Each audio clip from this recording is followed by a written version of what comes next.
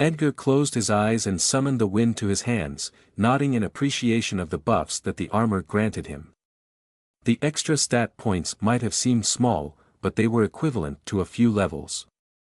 Edgar pulled out his wand and cast a few spells, sending off bolts of wind into the air, reminding Jonathan of something that he had been wondering about for a while. Now that he was recovering, he had time to ask. Edgar, what exactly is the difference between a skill and a spell? Are they the same thing? Ha! If you asked that question to my old mentor, you would have been run out of his school. They are very different things. Skills are system-based, but spells are more organic.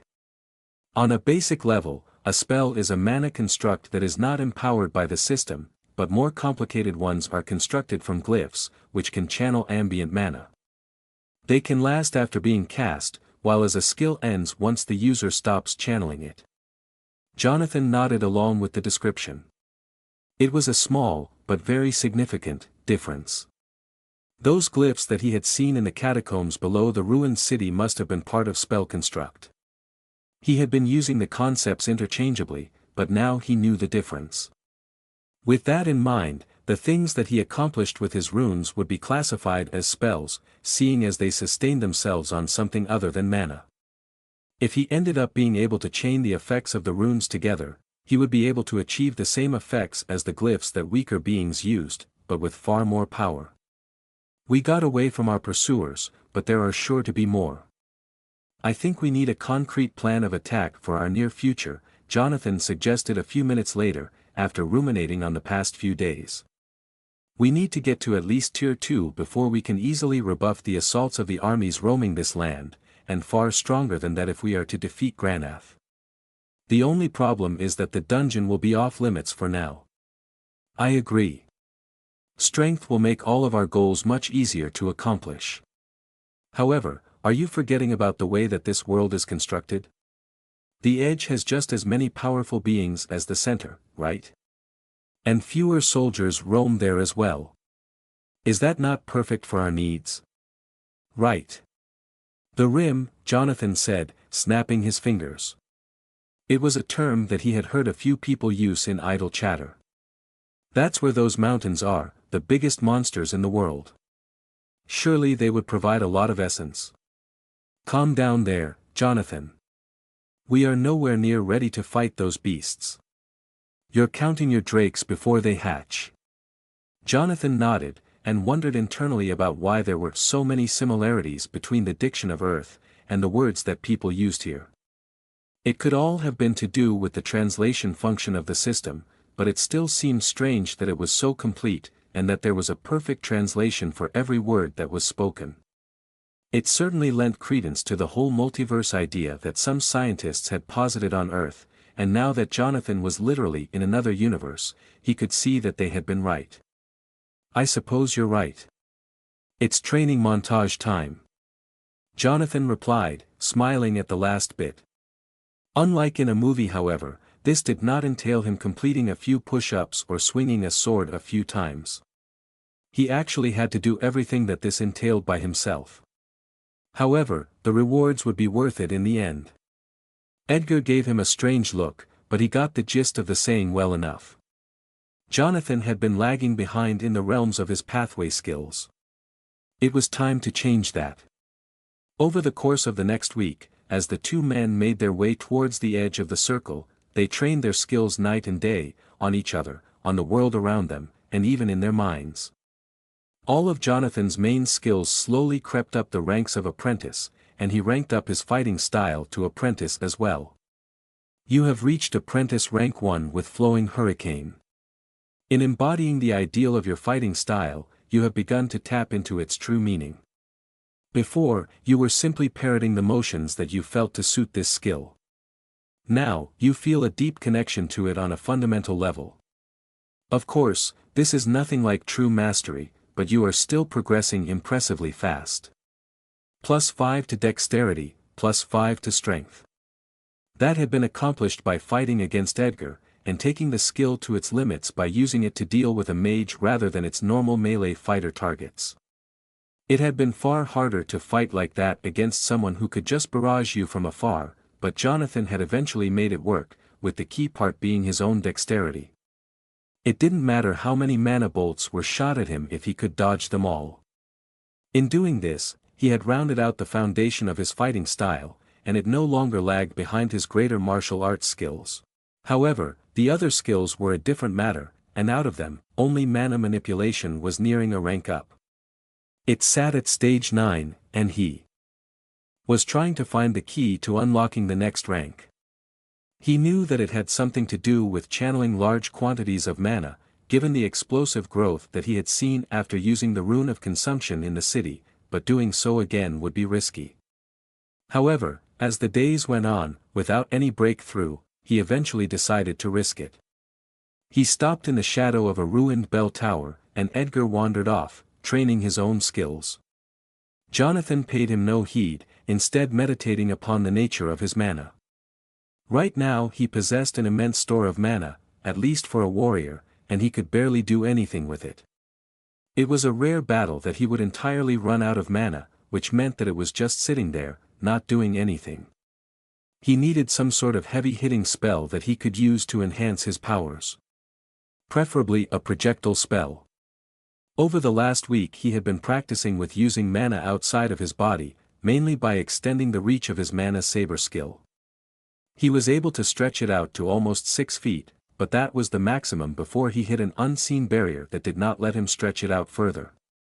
As long as the mana was connected to his body, he was unable to manipulate it outside of an invisible zone that surrounded his body, likely because of the capillary action of his mana channels.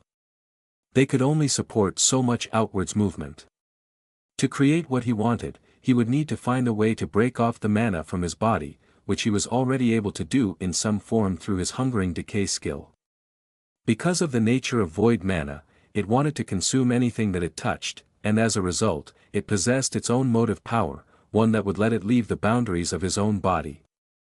However, he needed more spells and abilities if he was to survive in this world, and he was not content with being a one-trick pony. Being a tremendously powerful melee fighter was nice, but he had been in many scenarios where more options would have been welcome. Besides, diversity of skill was always useful, no matter how much it was actually used. Jonathan was on the cusp of ranking up his skill, and he knew that to do so, he would need to have some sort of insight into his mana, one that would likely have to be facilitated through the use of his new rune. He had limited time in which to progress, as opposed to others, who he assumed, like Edgar, had years to hone their craft as they progressed along the lines of their pathway skill. Edgar was only at around the same level as Jonathan, despite having lived in this universe for far longer, which was proof of this statement. Jonathan sighed, exiting his mana core, and picked up a nearby rock, etching the rune of consumption onto it with the spike of one gauntlet. He was not going to risk placing the rune on his skin again. A vortex of light formed almost immediately, sucking in the ambient mana from the air around it. Jonathan could feel it tugging at his own mana pool, but he ignored it for the most part, and he was able to keep his mana safe. The rock started to glow as more and more mana was siphoned into it, and once it had reached a blinding white hue, Jonathan cancelled the rune with a spike of divinity, leaving the rock glowing on the ground. He cautiously picked it up, and it was extremely hot to the touch, even for him, which likely meant that it was easily over 1,000 degrees in temperature. With a grunt, he crushed the rock between his fingers, letting the mana come rushing out. As it poured out into the world like a cloud of shimmering mist, he began to gather it with his will, using its connection to his skin to pull it into himself. It felt like he was trying to fit into a hole that was too small for his body, but he kept at it, and his mana bar ticked up 1 point above its maximum. It was nothing like what had happened in the skies over the capital, which was good in terms of safety. Most of the mist was lost to the air around him, but Jonathan managed to capture about 10 mana points worth of it in his core, causing it to glow marginally brighter than it normally would. He could feel that this extra mana was of a different type to his normal mana, as it lacked the void essence that the rest of his mana contained. It was gradually corrupted, but he could feel that it felt different. Perhaps his elemental energy, as the wielder of a true affinity, was more intertwined with his mana than it should have been. Experimenting with the new mana, Jonathan snapped his fingers, expelling it from his index finger. The mana traveled outwards, but kept going, seemingly eager to escape from his hands. It dissipated about a dozen feet away from him, but it was a start to achieving his goal. Heartened, Jonathan kept at it. A few hours later, he had come closer to his goal, but there was still a boundary standing between him and ranking up. The mana that he was packing into his core was still foreign enough to resist advanced manipulation, and it was unable to do much to the world around him. Again, Jonathan assumed that this had something to do with his affinity. However, he could see that he was going around this whole ranking up thing a bit differently than normal. He could sense that the real lesson of apprentice rank was the ability to sequester parts of his mana, but because of the pervasive nature of his void energy, he was having to use exterior mana instead. His next step would likely be to be able to separate his mana out from the void energy. That would be a lot harder than it seemed though. For now, however, he would be able to get by with this little trick. Eventually, he got the hang of it, and was finally able to manipulate the exterior mana enough to create a small projectile that arced through the air, slamming to a piece of rock some feet away. The rock cracked in half, and Jonathan let out a sigh of relief. A notification appeared, and he opened it, already knowing what it would be. You have reached Journeyman Rank 1 with Mana Manipulation. Many mages fall into the trap of assuming that only their own mana matters. In the grand scheme of things, this is the furthest thing from the truth. The world around oneself possesses far more mana than anyone can use, and it is waiting eagerly to be called upon. In discovering this separation, one can further their own abilities. Plus 15 to intelligence, plus 10 to wisdom. You have access to a skill. Mana Rocket, rare. A basic skill that allows for one to project their mana outside of their body in order to extend their reach. This skill is weak, but serves as the base for far more powerful abilities. Accept. Y/N. The stat bonus was more than he had been expecting, and he quickly accepted the skill too. As he did so, he could feel the new knowledge entering his mind, and he stood up, eager to try it out. Holding out one hand, he summoned mana to it, and then expelled it with a quick effort of will.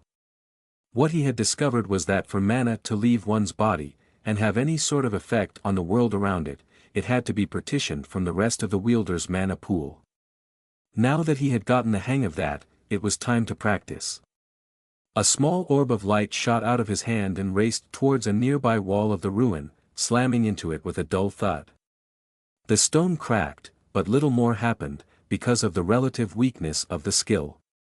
That was not something that he could pump an unlimited amount of mana into, seeing as the integrity of it was very difficult to keep up. The next logical step was to add his void mana to it, but he was not quite ready to take that leap yet. For now, he had accomplished his main goal, which was getting the skill to journeyman rank.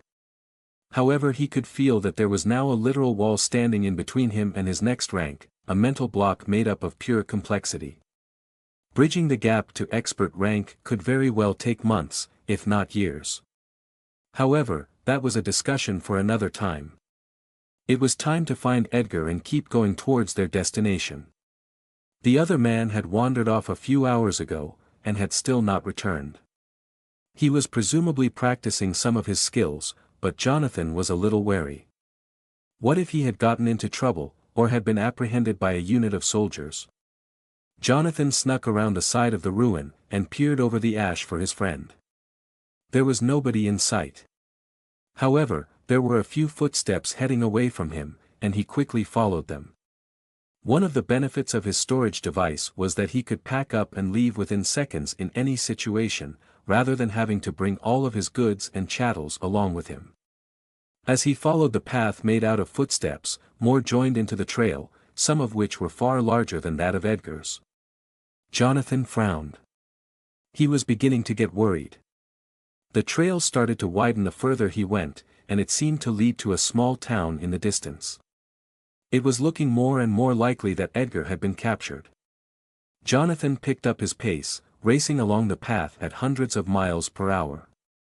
He reached the town a few minutes later, and stopped in front of the gates. From inside, he could hear Edgar's voice, speaking animatedly. He let out a sigh of relief. It seemed as if the man was safe for now. Jonathan knocked on the gates, and waited until someone responded. The gates swung open slightly to reveal the slightly bored-looking face of a town guard, who paled upon seeing Jonathan, clad in expensive armor and weapons as he was. Jonathan seized the side of the gate and pulled it wide open, walking in. The guard fell backwards, but Jonathan paid him no heed. In the center of the town, where there seemed to be some sort of town square, Edgar stood upon a pillar of swirling wind, extolling the virtues of Jonathan's mission. As far as he could tell, Edgar was trying to convert these people to their goal of freeing the Ash Heaps from the clutches of Granath. What has Granath ever done for your people? You are left to rot out in this desolate corner of the realm while that worm and his cronies feast upon the spoils of the world in their citadel. When was the last time you ever shared in that wealth? Along with Edgar's natural charm, there was an undercurrent of a more powerful sort, likely stemming from his politician skill. This allowed him to capture the attention of the townspeople, and all of them were gazing at him raptly. Upon hearing his final question, a few brave souls cried out their disagreement. Heartened by this, Edgar kept going. I say that it is time to end all of this. An end to the suffering that you share with the true people of this realm. Granath is but a stooge of the higher hell circles, and he is here not for your benefit, but to feast upon your souls. The simple truth is that most of us here are not here because of any sin, but because of a cabal of uncaring gods that value their own ego over the lives of their creations. A few people in the crowd tried to hush Edgar, but he spoke even louder. What are you afraid of? There are no gods here. They treat us like playthings that they can just discard at a moment's whim, without a care in the world. Well, no more. The first step is rebellion against our current citation. What do you say, Jonathan? Everyone turned to Jonathan, who was standing at the side of the crowd, watching Edgar in interest. It looked like it was time for him to join in. He would have some words with Edgar about simply walking away later. He started up towards the middle of the crowd, speaking as he did so. When I came to this realm, I was the meanest of beings, the weakest of creatures to walk this world. However, I refused to give in, and as a result I grew and grew in power, stealing from under the very nose of Granath, and even killing one of his Tier 2 lackeys. It is a long and hard journey that I walk along, but it is one that is not a choice. It is not optional. It is the only way that we will ever be free. By this point, Jonathan had stopped, regarding every member of the crowd. I know that this will be true, for I am not just any man. I am the Hellbreaker. Jonathan sent out the description of his quest to everyone in the vicinity, eliciting a series of gasps from them. At this point, Granath already knew who he was, and a little extra information would not cause the worm to search for him any harder.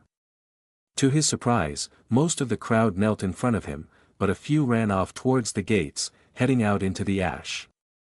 He let them go. There was really not much that they could do in any case. Jonathan walked up by Edgar and gave the man a pointed look. Edgar looked a little bit abashed, but he hid it for the benefit of the crowd. Now, will you join our crusade? We are not asking you to do much, save for preparing for the day that your freedom comes. When that time comes, you must be ready, for the new world will need stewards. That declaration was met with a deafening cheer, and Edgar smiled. Jonathan smiled as well and then grabbed the man's arm, tugging him towards a nearby alleyway. What was that? He asked as soon as he was out of earshot of the others. What do you mean? I saw an opportunity, and I took it.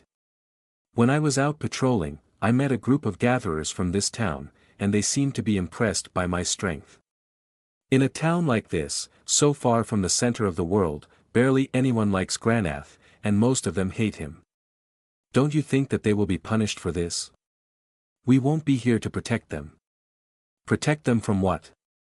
All they did was listen to us. Granath might be a monster, but he isn't psychopathic. He won't kill an entire town because his ego was tweaked.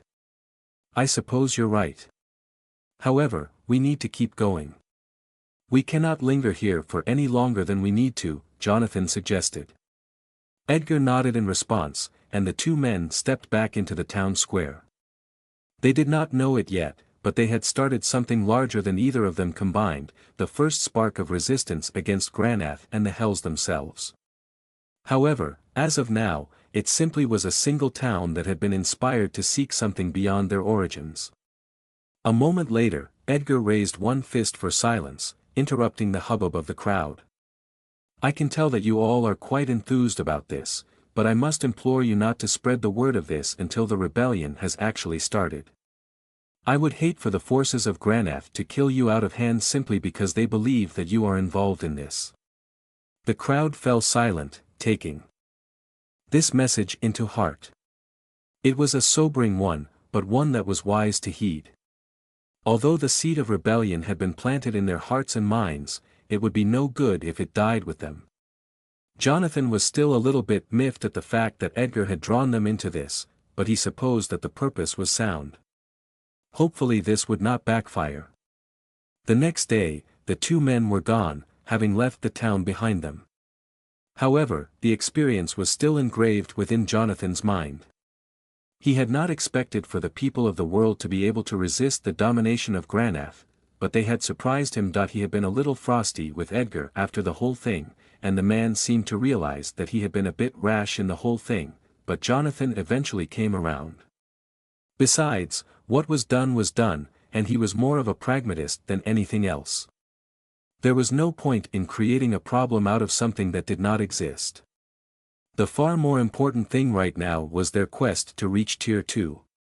Once that happened, they would be able to indulge in their opinations upon the right way to approach the dissemination of their creed to the wider world. By this point, they were nearing the edge of the known world, as their movement speed was far higher than anything Jonathan had ever known before, at least within the realm of human movement. Although the landscape was seemingly endless, it was anything but. The towns were growing fewer and fewer, and the monsters were slowly growing stronger. As they ran, they spotted something massive lying on a nearby ash drift, seemingly asleep. It looked like an ash prowler, but one that was many times larger than any Jonathan had seen before. He raised one hand for silence, and analyzed the monster, stopping. Besides him, Edgar did the same thing. Ash Prowler Patriarch, Boss. Level 93. It was the boss tier version of the Ash Prowler species, something that Jonathan had never seen before, but had assumed to exist. In other words, it was an opportunity to gain some levels. I assume that you plan to attack? Edgar asked, already readying a bolt of wind on the tip of his wand. Both men were underleveled, but they were far stronger than their levels suggested, and this monster was not strong enough to pose a deadly threat. Jonathan nodded, and the man loosed the bolt of condensed air pressure, sending it whipping towards the monster. The bolt struck, tearing off a strip of skin from the monster's back. A rumbling growl came from its direction, and Jonathan charged. As the monster rose to its full height, it bared fangs coated in fiery energy, with droplets of molten power dripping from its mouth. It was an imposing sight, but nothing compared to the likes of Granath. Jonathan sent mana to his hands, sending off a few mana rockets. The skill did not do much, but it helped him refine his technique. The bolt struck the monster with little effect, but it seemed to sting it slightly. The creature roared in rage and clawed at the air, creating whip-like arcs of energy that traveled through the air rapidly. Rather than dodge them, as Jonathan wanted to, he leaned into his magical skills and forcibly unbound them with his mana. He had been taking the easy route out in battles over these last few weeks, which resulted in little trouble, but made it so that his skills did not rank up as quickly. After seeing the power that he could gain from increasing the rank of his pathway skills, he was eager to do so more in the future. Reaching journeyman rank had given him a lot more points compared to the previous level, and it would only get better from there. Jonathan could scarcely imagine the sort of power that something like divinity rank would give.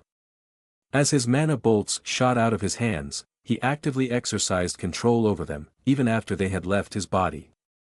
It was difficult, but he was able to imbue them with a weak homing function that allowed them to seek out the monster's most vulnerable spots. One thudded into its nose, the other into its underbelly, and the last one into its open maw. Out of those, only the last one did anything, and even then it only scorched the creature's mouth. Surging, Jonathan moved in. There was only so much he could do with his mana projectiles. As he approached, he took in the sheer scale of the monster. About 20 feet long and almost 10 tall, it was an imposing sight, and it bulged with muscles, unlike the half-starved figures of most of its brethren. It snarled at Jonathan and then pounced, its powerful hindquarters propelling it at high speeds. Jonathan ducked, and let the monster pass over him, raking his gauntlets along its underbelly as it did so. Enhanced with blades of mana, the gauntlets tore through its skin, eliciting a pained yowl from the monster. As he landed, Edgar fired off a bevy of elemental bolts, and these ones were far more effective than Jonathan's half-hearted attempt. A trio of swirling white bolts slammed into the monster's chest, knocking it backwards a few steps. Then a larger one struck a moment later, drilling into its body in the weakened spot. As it reared up, preparing to slash down at Edgar, Jonathan leaped, driving his fist into its vulnerable underbelly. His strength was such that he managed to lift it off the ground slightly, and as it was in the air, he released his true power. Swirling motes of purple light condensed into a nadir of nothingness around his fist, and it was backlit with the red light of his divinity. With a roar, he raced forwards a few steps and then jumped, bringing his fist up into the monster's chin. There was a loud crack, and the bottom half of its jaw was blasted apart in a spray of meat and bones, painting the top half of Jonathan's armor with viscera. However, the monster was not out of the fight yet, and through shattered teeth, it growled, before slamming its paw into his side. Some of his ribs cracked in response to the punishment and he groaned, rolling away as he landed on the ash some 50 feet away. His small stature relative to the monster that he was facing was really starting to show the disadvantages of such a form. Unfortunately, with his element, he could not think of a way to anchor himself. If he had possessed the element of earth or something like that, then it would have likely been self-evident, but as it was, he was vulnerable. He heard a roar as the monster charged Edgar, but the man simply rose up into the air on pinions of invisible energy, carrying himself out of the reach of the monster's claws. It batted at the sky in frustration, leaving it open to Jonathan's next attack. This monster was clearly the apex one in the area, and it was unused to fighting with opponents as strong as itself. It possessed no fighting ability at all, and it didn't even register the fact that splitting its attention was bad. Jonathan smiled grimly as he approached. He was about to make this creature regret that. Summoning a vast chunk of his mana reserves, he formed a long spike of energy on the tip of his right fist, packing it as full of power as he could. His mana saber skill was weak, but it was still versatile, and it was an ability made for a melee fighter, meaning that someone like Jonathan with a surplus of mana could make great use out of it. By the time he was finished with it, it glowed like a purple star, and he leaped, thrusting it towards the center of the monster neck, aiming for its spine. He slammed the weapon into its neck a moment later, and it sank all the way in, cutting clearly through its vertebrae. With a flick, he severed its head, letting the monstrous visage fall to the ground. Essence entered him, bringing him up 2 levels, and healing his wounds. However, as he healed, he noticed something ominous. It almost seemed as if he had healed less than normal. It had been a gradual trend, starting after he had hit level 75, which had only been assuaged by the fact that he had generally leveled up multiple times while facing any opponent that could injure him. However, this trend was becoming noticeable, and it was entirely possible that he would eventually be left without healing, which would mean that he would have to make his own skill. Jonathan closed the notification after a moment and surveyed the corpse of the monster in front of him. If it had only been 7 levels higher, it would have fulfilled the requirements for most of his reagents to raise his weapons and armor to tier 2.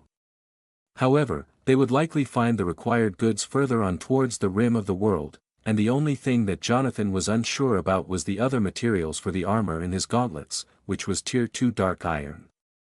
The metal itself was easy enough to get, as both of his pieces of equipment were made out of it, but the Tier 2 version would likely be far harder to do. Edgar descended from the sky, landing next to the corpse without a sound.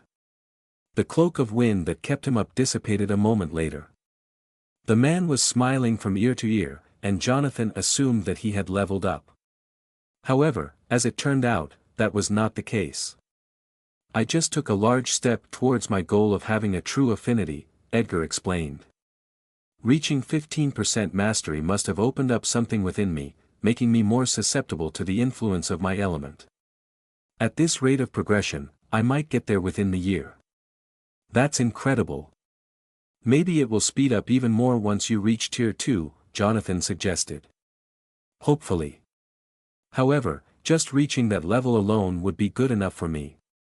For my entire life, I have lived in envy and fear of the higher ranks, but now that I have power of my own, it seems suddenly more possible to me.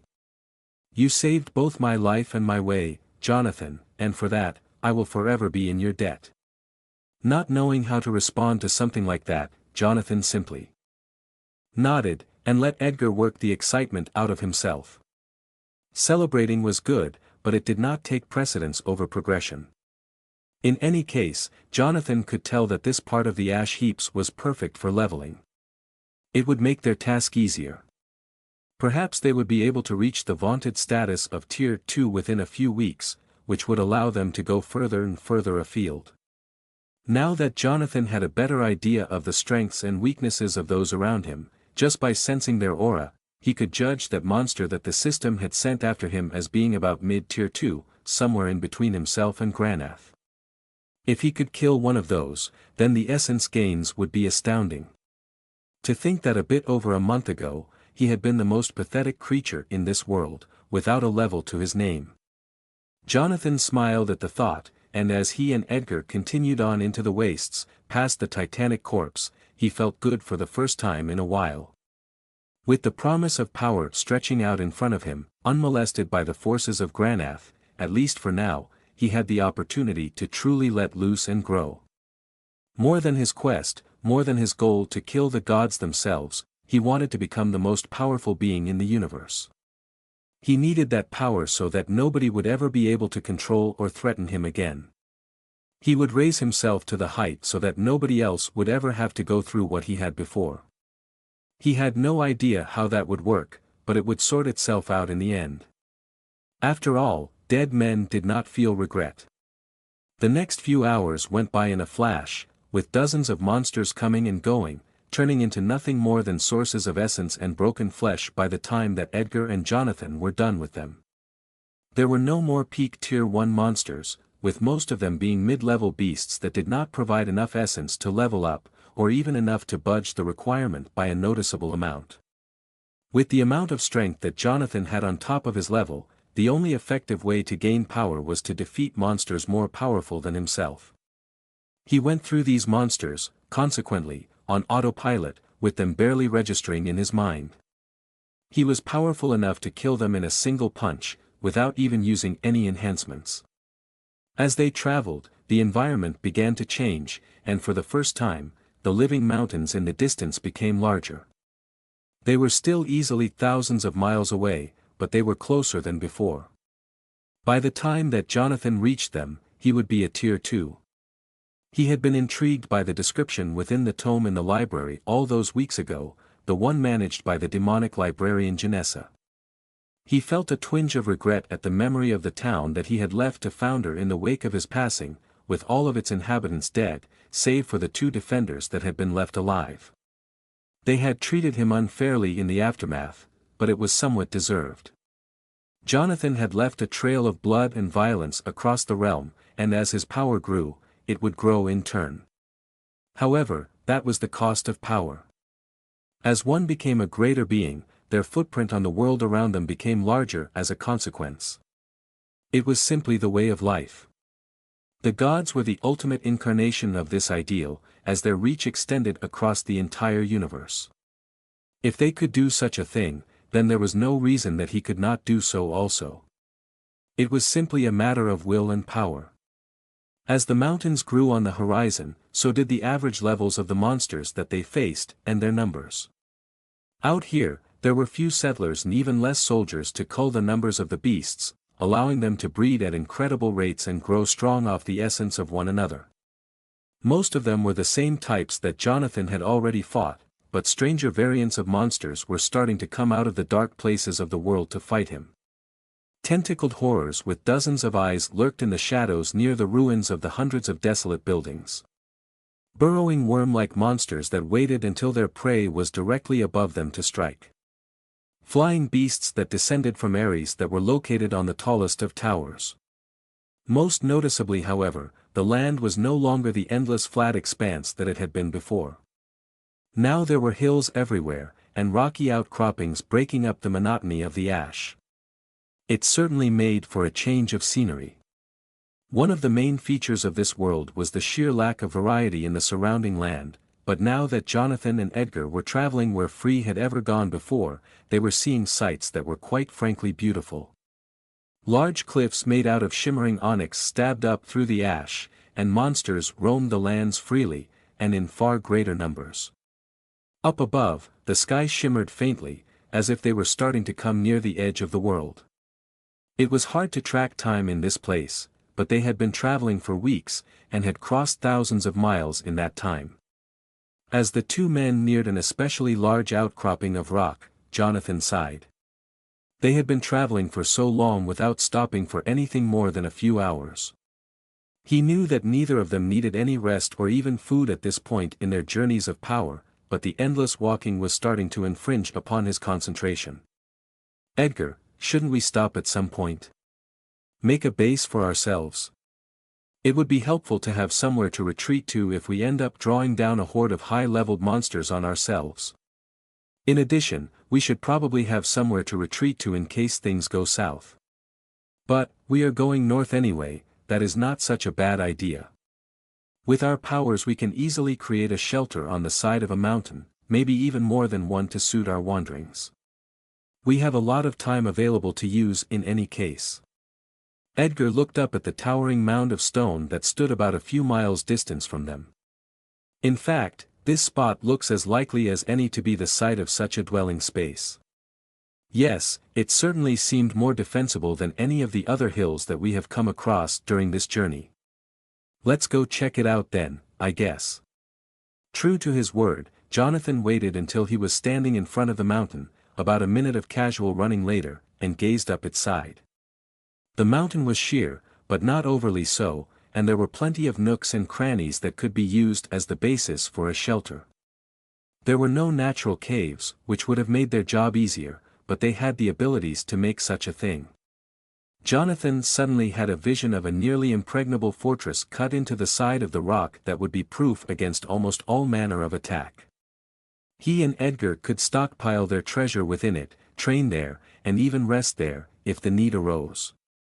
With the amount of fighting that they would be doing over the next few weeks, or maybe even months, it would be good to have such a place to retreat to in case of an emergency. With the trend in the amount of healing that Jonathan received per level diminishing, they would need a safe space to heal, and indeed for Jonathan to create some sort of healing spell.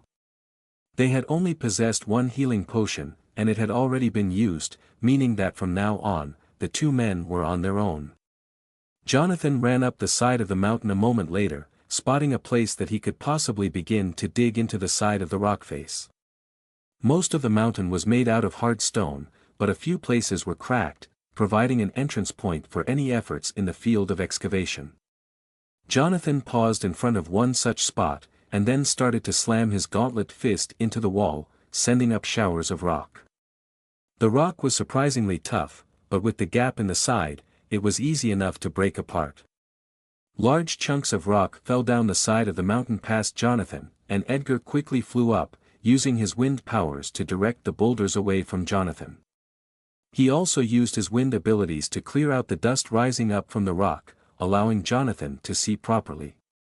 Not that he really needed to do so, but it was still disconcerting to solely rely on his other senses for such an involved task. The cave started to come into being over the next hour, and Jonathan dug deep into the cave wall, creating a large cavern behind the rock face. He kept the door small enough, so that it could be easily defended, and left 10 feet of pure stone between the walls and the interior of the cavern. As he finished with the cavern, he took a deep breath, and felt his stamina bar begin to tick back up. He had a monumental amount of stamina, but even he had his limits, and he had been reaching them now. A 50-foot-long cavern, about 30 feet wide, extended into the cave, propped up by 4 pillars that Jonathan had left in place. He was no architect, but he knew enough about physics to know what would happen if he had simply dug into the mountain without any supporting structures. The interior of the cave was very dark, lit only by the meager light coming from the outside. However, Jonathan and Edgar could see well enough in here. They still wanted some sort of light for the place though, and Jonathan took out a few scraps of his old clothes from his storage device, and set them down, before lighting them with a small ball of mana. Edgar set up a small vortex of wind that constantly fanned the flames, keeping the cloth burning for longer. Interestingly enough, the void energy contained within the mana caused the fire to spread to the ground beneath it, creating a small pool of light that illuminated the cave with a soft purple light. Now the vortex of wind was serving to contain the fire, rather than fan it. It was an unprecedented situation, but one that worked out well for Jonathan. It seemed that any flames created by his void mana would burn as long as they had something to devour. He had never been able to test this before, given that there were few things to burn in this world. As the light flickered, he took in the space around him, proud of the work that he had completed. It was nothing more than a hole in the side of the mountain as of now, but it would grow over time. Well, this seems as likely a place as any to spend the next few months in, Edgar said, impressed. He started to pace around the room, laying a hand on the walls. As he did so, a thin razor of wind swept across the wall, smoothing it out. Jonathan sighed, and watched the man work, cycling his mana as he did so. He was nowhere near even the first tier of journeyman rank, but he still had to practice, or he would never get there. The difficulty had taken a qualitative and quantitative leap after ascending to journeyman rank, reflecting its origins within the real world. Most apprentices learned their craft in a matter of months, or maybe years, but journeymen could live their whole lives at that rank. In any case, this cave would provide a refuge for him to ponder his mana within, and finally get to reading the book. Jonathan sat down on the hard stone floor, and pulled the tome out of his storage device. The book still had a strange, almost magnetic pull coming from it that made him want to open it. He was only too happy to oblige. He had only gotten around to reading the foreword of the book, but now he opened to chapter 1. The goal of the church. The hells were not always the desolate, foreboding place that they are today. In the days that my faction existed, it was simply an alternative afterlife for those who did not agree with the gods. Well, at least this circle was. Further down the line, Angranor ruled supreme, and his cabal of monsters controlled most of the hells. However, the Ash Heaps were left alone for some time, as they were of little to no consequence. When Granath came, however, things changed. The church, once simply the various settlers of the land, banded together into a militant order, ready to rebuff the forces of the invader. Granath was only a low tier 2 at this point, but still stronger than most within our order. With his monstrous strength and natural abilities, he butchered his way through our armies. It was from this that the Church of Redeeming Light was formed. Our aim was to restore peace to these lands, by rebuffing the advances of Granath. You will see how that goes later. However, it is time to discuss the origins of the people that would come to make up the church. That was the end of the first paragraph, and Jonathan's mind began to work at summarizing the subsequent pages into something that was not tens of thousands of words long. The verdant groves. Before the coming of Granath, this world was not as it appears today. Although I will refer to it as the Ash Heaps throughout this book, it was originally known as the Verdant Groves, a land of boundless woodlands. It was infested with deadly monsters, and was more of a twisted landscape than a wonderland, but it was still far better than it is today. It was from these trees that the pervasive ash that fills this realm comes from. Back in the old days, our people were many, as a good portion of the dead came here after their lives in Telvaria, populating the land. It was once a paradise, but now it truly lives up to its name as one of the hells. Cities dotted the land, with the capital, Alakath, standing in the center of the world. It was a place of learning and pleasure, a beacon in the hells. However, it was still the capital of the weakest circle in the hells, and when Granath came, it was all for naught. I was one of the city council, the only one who survived after Granath butchered by friends and family. I fled with my closest allies and made my camp in a nearby city which we defended against Granath. It was during this time that we began to experiment with glyph work to shore up our defenses.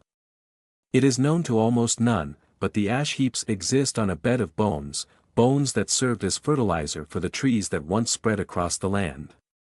With these bones, we created legions of skeletal constructs that managed to blunt the incoming hordes of enemy fighters. They kept the enemy at bay, at least for some time, but everyone knew that it was a losing battle, including me. In any case, we all knew that this tentative safety was not to last. It was only a question of how long it would take. Jonathan paused and took in the meaning of the words. It seemed that the hells had not always been the way that they were today. He was eager to share this insight with Edgar, but he still had some more reading to do. He wanted to build a solid foundation of his understanding of the history of this world. Before he could do so, however, the earth began to rumble. Jonathan raced towards the entrance of the cave, where Edgar was already standing, peering out into the ash. The ground shook every few seconds, as if some massive creature was stepping across it. It reminded Jonathan of his experience with the lizard monster. Whatever this thing was, it was massive. "What do you think this is?" Edgar asked Jonathan, in a hushed voice. "I might have encountered something like this in my early days in this world. I have never seen anything of its like since then, but that was likely because they usually hide out in this part of the world. However, the rhythm of its steps sounds a bit different. The way that the ground shook indicated a more bipedal gait than anything else, and as they grew louder, the source of the noise came into view. At first, Jonathan had no idea what he was looking at. It was like a small hill had come to life, and was walking towards him. It was a humanoid monster in shape, but that was where the similarities ended. The thing was 100 feet tall, and quite stocky, walking on legs of compacted rock. Its head was misshapen and crude in design, with two rocks that glowed with light serving as its eyes. It let out low humming noises every now and again, as if signaling its presence to the world around it, to anything that had somehow missed the thunderous step of its tread. It was undoubtedly a high-level foe, but it was also what Jonathan and Edgar were looking for. This creature would undoubtedly give a lot of essence. As the monster neared, Jonathan quickly scanned it to see if it was within the parameters of their strength. Ashwalker Golem, Boss. Level 121. It was a ways into Tier 2, but not insurmountable far, and Jonathan relayed the information to Edgar. The two men both nodded at one another in unison. This was a monster that they could face and win. The creature neared astonishingly quickly for such a slowly walking beast, and the two men darted out of the cave, running down the side of the mountain. The creature walked underneath, just below them, and Jonathan leaped off the edge, drawing back his fist. If he could get off a good hit on the monster's head, he could possibly stagger, or even kill it. Not holding anything back, Jonathan imbued his fist with as much power as he could from the get-go, and it flared into brilliant light as he fell. With a noise like a thunder crack, he slammed into the monster's head. The creature stumbled, a large chunk of its rocky head breaking apart and falling to the ground. However, it recovered a moment later, slapping at its temple with one giant hand.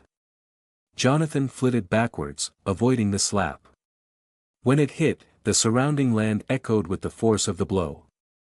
The monster was slow, but each of its strikes carried the weight of a mountain, and they could easily pulp Jonathan if he was not careful, let alone Edgar. If one of those attacks hit the mage, he would be reduced to nothing more than a smear on the ash. Jonathan started to dig into the monster's head with his fist, but as he broke past the initial layer of stone, he found that the monster began to become far more condensed than before. It was as if the rocky coating on the outside was just for show, and the true beast was within. The actual body of the monster was made up of onyx that was too tough for Jonathan to easily break through. He vaulted off its head, sliding down one arm, and landed a moment later. They would need a different plan for this. Edgar was sizing up the creature, trying to find the best place to send a bolt of wind into the creature. The outside might look soft, but the interior is much more durable, Jonathan warned the man, who nodded. Instead of loosing his bolt, he repurposed the energy, casting it on Jonathan. In the time since leaving the dungeon, the man had furthered his mastery of some of his skills, and his speed-enhancing one had been upgraded, which allowed for Jonathan to move ever quicker than normal. The world around him seemed to slow down, and the swings of the golem became even more ponderous, and pitifully easy to dodge. Jonathan ran towards it, and up its arm, heading back for the monster's head. He had an ability that would negate the unnatural hardness of the monster's second layer, but it would take a lot out of him. If he focused all of his energy solely on his hungering decay skill, he could burrow through the monster more effectively. He ran up its arm like a monkey and reached its head a moment later, beginning to summon his concentrated elemental energy to his hands. A brief flare of purple fire heralded the arrival of pure nothingness, and Jonathan thrust his fist down into the onyx stone of the monster. It ate straight through it, and the monster let out a loud bellow of pain, for the first time in the fight. Jonathan had just graduated from a pest to an actual threat. He swung again, depleting his energy reserves with every strike. As the enhanced strikes slammed down into the onyx, it started to weaken somewhat as the effects of his skill reverberated through the stone. However, this was not to last. The monster swiped its hand over its head in such a way that Jonathan was unable to dodge, and he was knocked off of the monster, the breath taken out of him but the brute force that the monster possessed. He flipped through the air, his chest bruised from the impact, and landed on the mountainside, taking a moment to recover. With him out of the picture for now, the monster set its sights on Edgar, who started to float up into the air. The man got out of the way of the monster just in time, and its fingertips almost brushed his feet as it swiped through the air at him. Edgar started to barrage the weakened section of the monster's head with his spells, causing flakes of rock to break off. Jonathan ran down the mountain, towards the monster, and started to send his energy into his fist, ready for round 2. This would be a tricky opponent, but not one out of his abilities to defeat. The only problem was that its nature would prevent it from dropping the blood and bone that he needed. As it was made out of rock rather than flesh and blood, there would be no tier 2 blood and bone to upgrade his weapon and armor with. However, the essence would be valuable enough. Jonathan leaped from the bottom of the hill, having built up quite some speed, and rocketed towards the monster, landing on its fist. It snapped it up a moment later, trying to shake him off, but Jonathan rode the momentum, landing on its head a moment later. Edgar had widened the hole in the monster's skull and Jonathan laid into it with his fists, starting to see a small amount of luminescence poking up out of the rock. The monster became frenzied at this point, and spikes of rock started to erupt out of the ground around it, heading for Jonathan. They moved like the tendrils of building material that Granath had sent after him at Edgar, but this time there was no mana making them up. It was simply an extension of the monster. The tendrils slammed together on top of its head, and Jonathan leaped over them, landing once again once they had retracted. He kept at it, but was not prepared for what happened next. The flesh of the monster began to melt, the rocky skin fusing together into a layer of molten rock. The monster roared in pain, but as the tide of superheated rock began to course across its skin, Jonathan felt the heat. It was far higher than the lava in the dungeon had been, and it would easily burn his skin. Jonathan jumped off of the monster, narrowly avoiding a scalding surprise, and landed next to the monster's leg. The lava was beginning to cool, creating a layer of obsidian over the monster's skin. It seemed to have entered a second phase of sorts. Jonathan retreated, waiting until the lava had fully cooled before he moved in again. This would be harder than before, but it was still doable as long as Edgar supported him. This monster was not a tier 2 for no reason. It had all sorts of special abilities and possessed even more power than it normally would, given the fact that it was a boss tier monster. The obsidian had cooled fully by this point, and Jonathan moved in, testing the rock with his fist. As he struck, it barely cracked, even with all of his strength.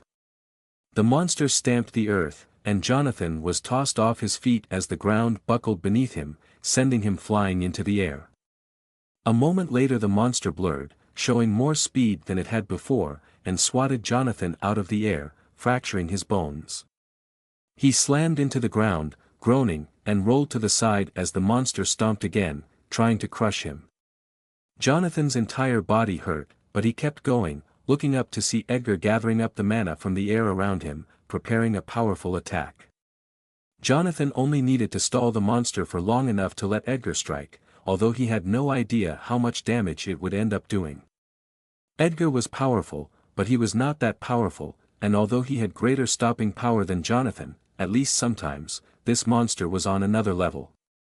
Still, Jonathan had faith in his companion.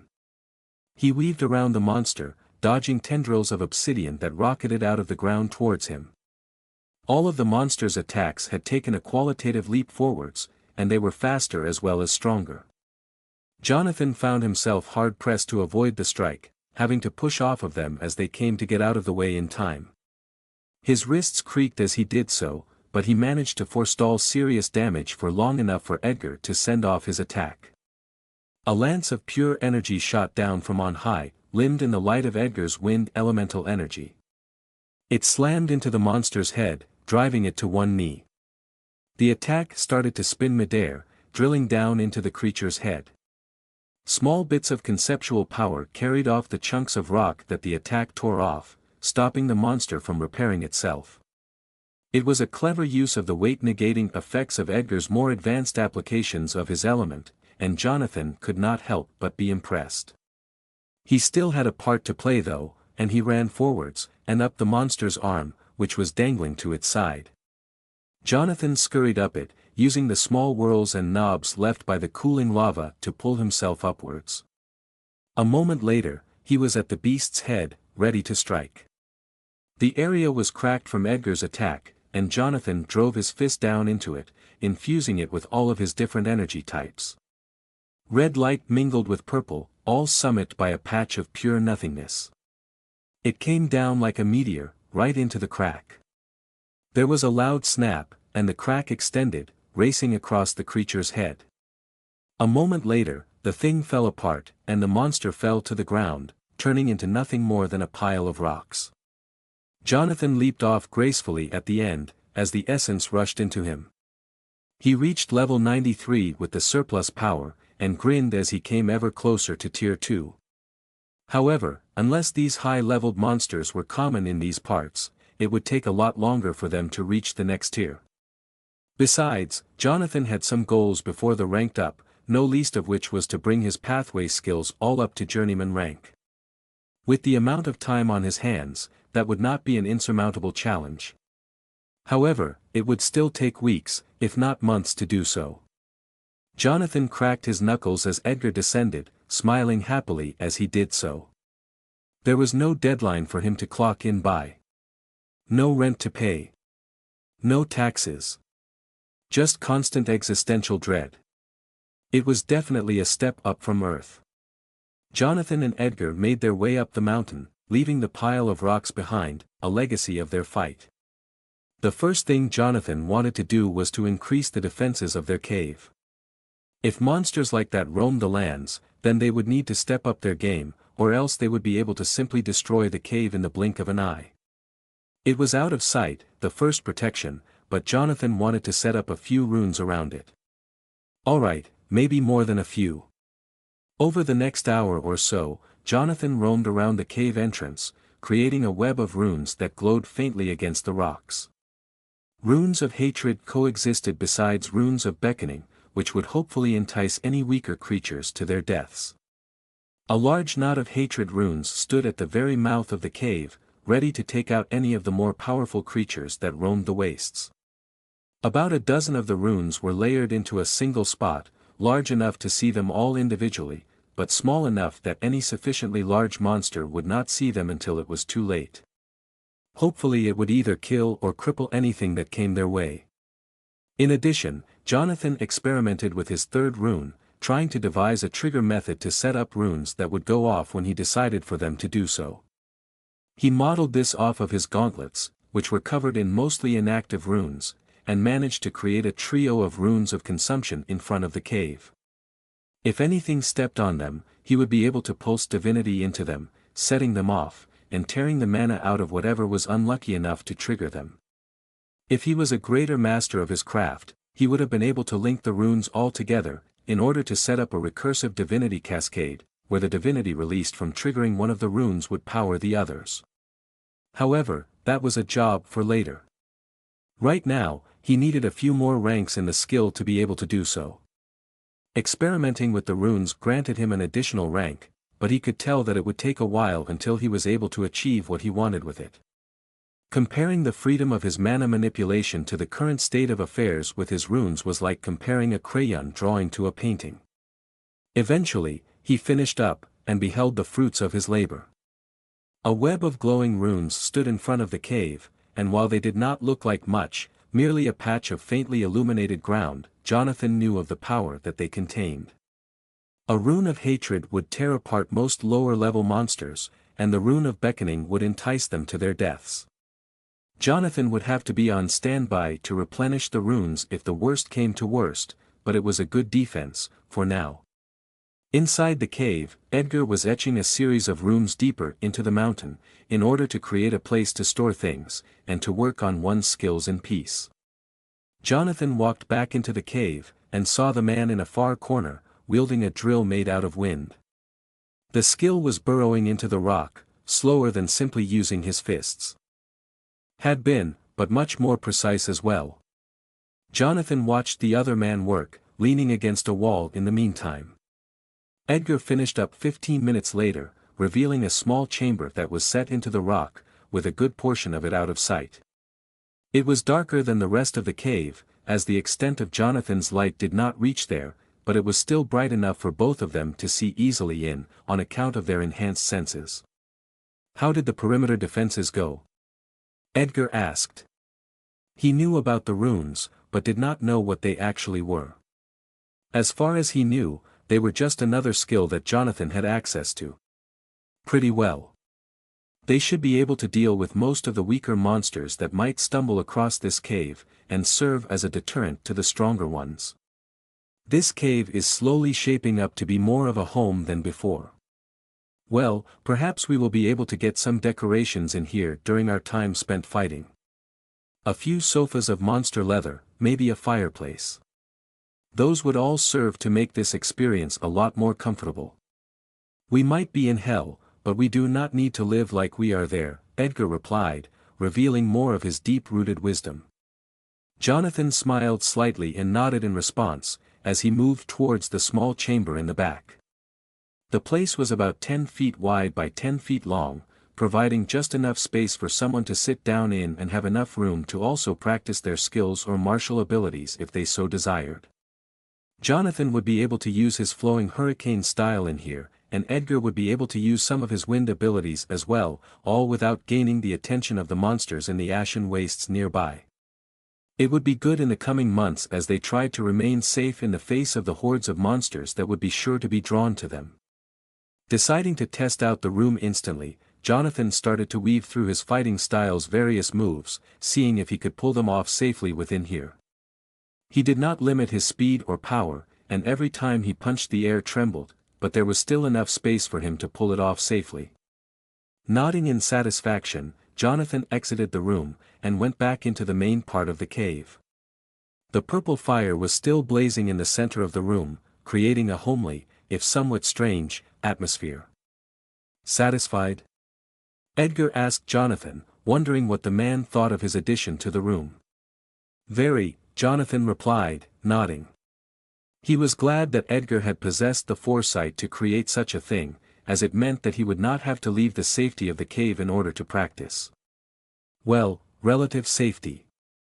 It would not hold up to a concerted assault, but hopefully it would get there over time. In general, it was the beginnings of a base that would serve them well during their time here. Jonathan gave the room around him one last satisfied look, and got back to reading through his book. Yalton Barovoid, outrider of Granath, captain of the Dread Legions, and a proud member of the Elven race, was perplexed. He and a crack team of powerful soldiers had been dispatched ahead of the main bulk of the army to search for Jonathan Harlow and his companion. Yalton was one of the most powerful beings in this realm, just below the threshold where existence outside of Granath's mana condensation field was untenable. Only 3 beings were more powerful than him in this world. Granath himself, the mysterious leader of the Crimson Sect, and the Grand Commander of the Dread Legions, a man by the name of Chukran. Nobody knew his last name, but everyone could recognize him just by his first name. Because of his strength, Yalton was perplexed that he was still yet to find his target. His skill set enabled him to track down almost anyone, but it was like there was a field of destructive energy erasing every trace of Jonathan's presence. All that was left were a few footsteps here and there, and all days, or even weeks old.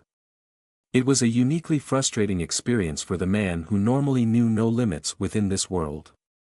He was beginning to think that there was more to his quarry than met the eye. Some time later, he spotted something in the distance. "Halt!" he barked out, raising one fist. The rotting remnants of a titanic monster lay in the path of his unit, with the wounds on it matching those left by Jonathan on other enemies. Yalton smiled. He had a path to follow now. In the cave. About a day later, the cave was far more homely than it had been before. Jonathan had gone off into the wastes to hunt down a few of the ash prowlers that roamed the area, and had returned with their skins and turned them into rudimentary blankets. Neither of the men really needed them, as their natural strength and durability was enough to insulate them from any of the natural problems caused by sitting on a hard cave floor.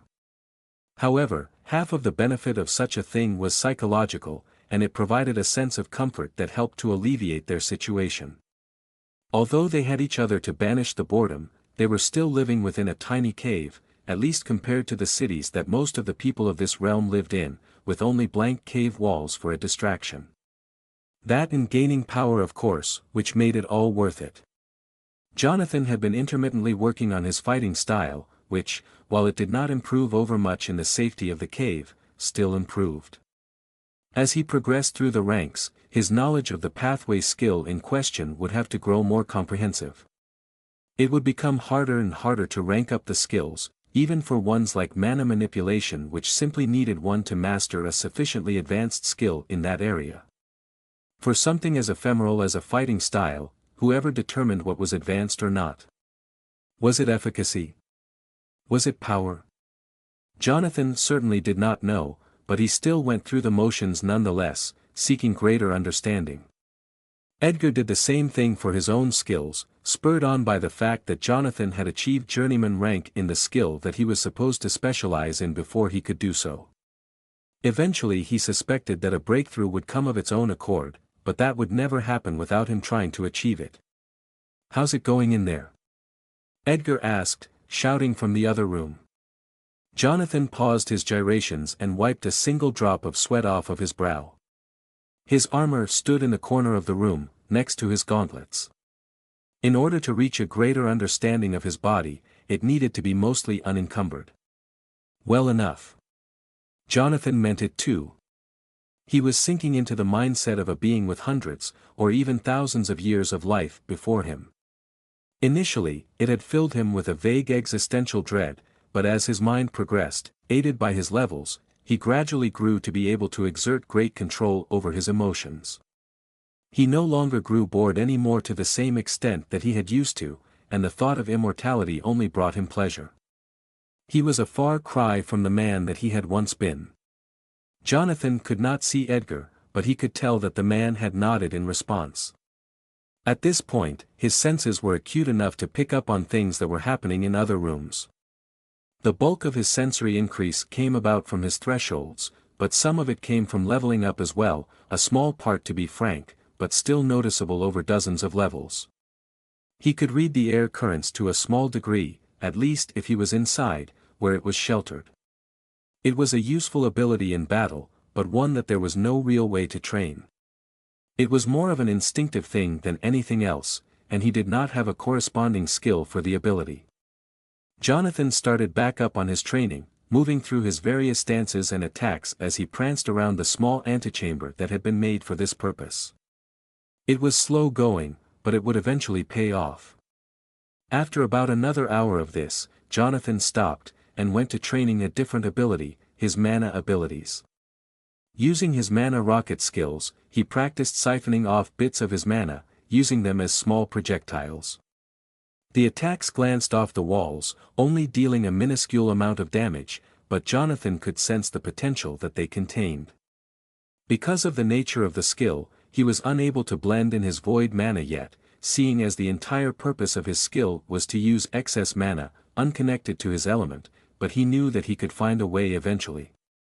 Unused to projectile skills, he had to lean upon his monstrous dexterity to aim the attacks, and even then it was quite strange to do so. His fists felt like an extension of himself, and he had no trouble aiming them towards his enemies, but this was very different. He had to line up the attack with his target, and account for all sorts of things like movement in order to land the hit. At this point, he could have been hard-pressed to strike a target more than 100 feet away. It was not like throwing something, which was as easy as breathing for him with his high stats. He had been able to strike the glyphs back in the catacombs underneath the ruined city with perfect accuracy from hundreds of feet away with a rock, but this was different. He had to channel the mana through himself in a way that would allow it to come out in the right spot. Because of the way that skills worked within this world, there was no extra guidance beyond the means to use it. It could come out of his hand at any angle or towards any direction, if he did not concentrate, which would cause the skill to go wide. Normally, it wasn't a problem, but in the thick of battle, it would be harder to monitor the way that he was using his mana. At this point, it hardly mattered, but if he ever managed to upgrade the skill, and was able to use it more, it would be very annoying to miss half of his attacks. However, Jonathan was not a man to give up, and with his superior stats rendering it unnecessary to eat, sleep or drink, he was able to devote all of his time to training. Once more, he wondered how exactly the system prevented him from needing any mortal forms of sustenance. It was strange to say the least, but he suspected that it had something to do with the fact that his body was being conditioned to live off of mana rather than normal things like food, and the fact that he was leveling up so quickly was resetting the fatigue and hunger that his body was building up. If he wanted for a month, he would eventually have to eat and drink, but at this rate, there was no need to do so. He had seen this in action by realizing that Edgar had a small water pouch attached to his armor on his belt, which he would sometimes take a swig from. His physical stats were lower than Jonathan's, meaning that he would need to drink and eat more frequently than he did. However, Jonathan did not think that needing to drink was solely to do with his physical stats, as the amount that he needed decreased per level up, more than a simple increase of a couple of points would have merited. These thoughts helped him to concentrate on his task, and he slowly worked into a rhythm of casting that allowed him to practice his skills more efficiently. Because of the small mana cost of his skill, he was able to cast it hundreds of times without running out of mana, and he was able to refine it. While he did not grow much better over the few hours that he practiced within, he did manage to get a better idea of how the skills worked. Basically what he was doing was extending his mana out into his arm and then using the pressure from behind to catapult it outwards.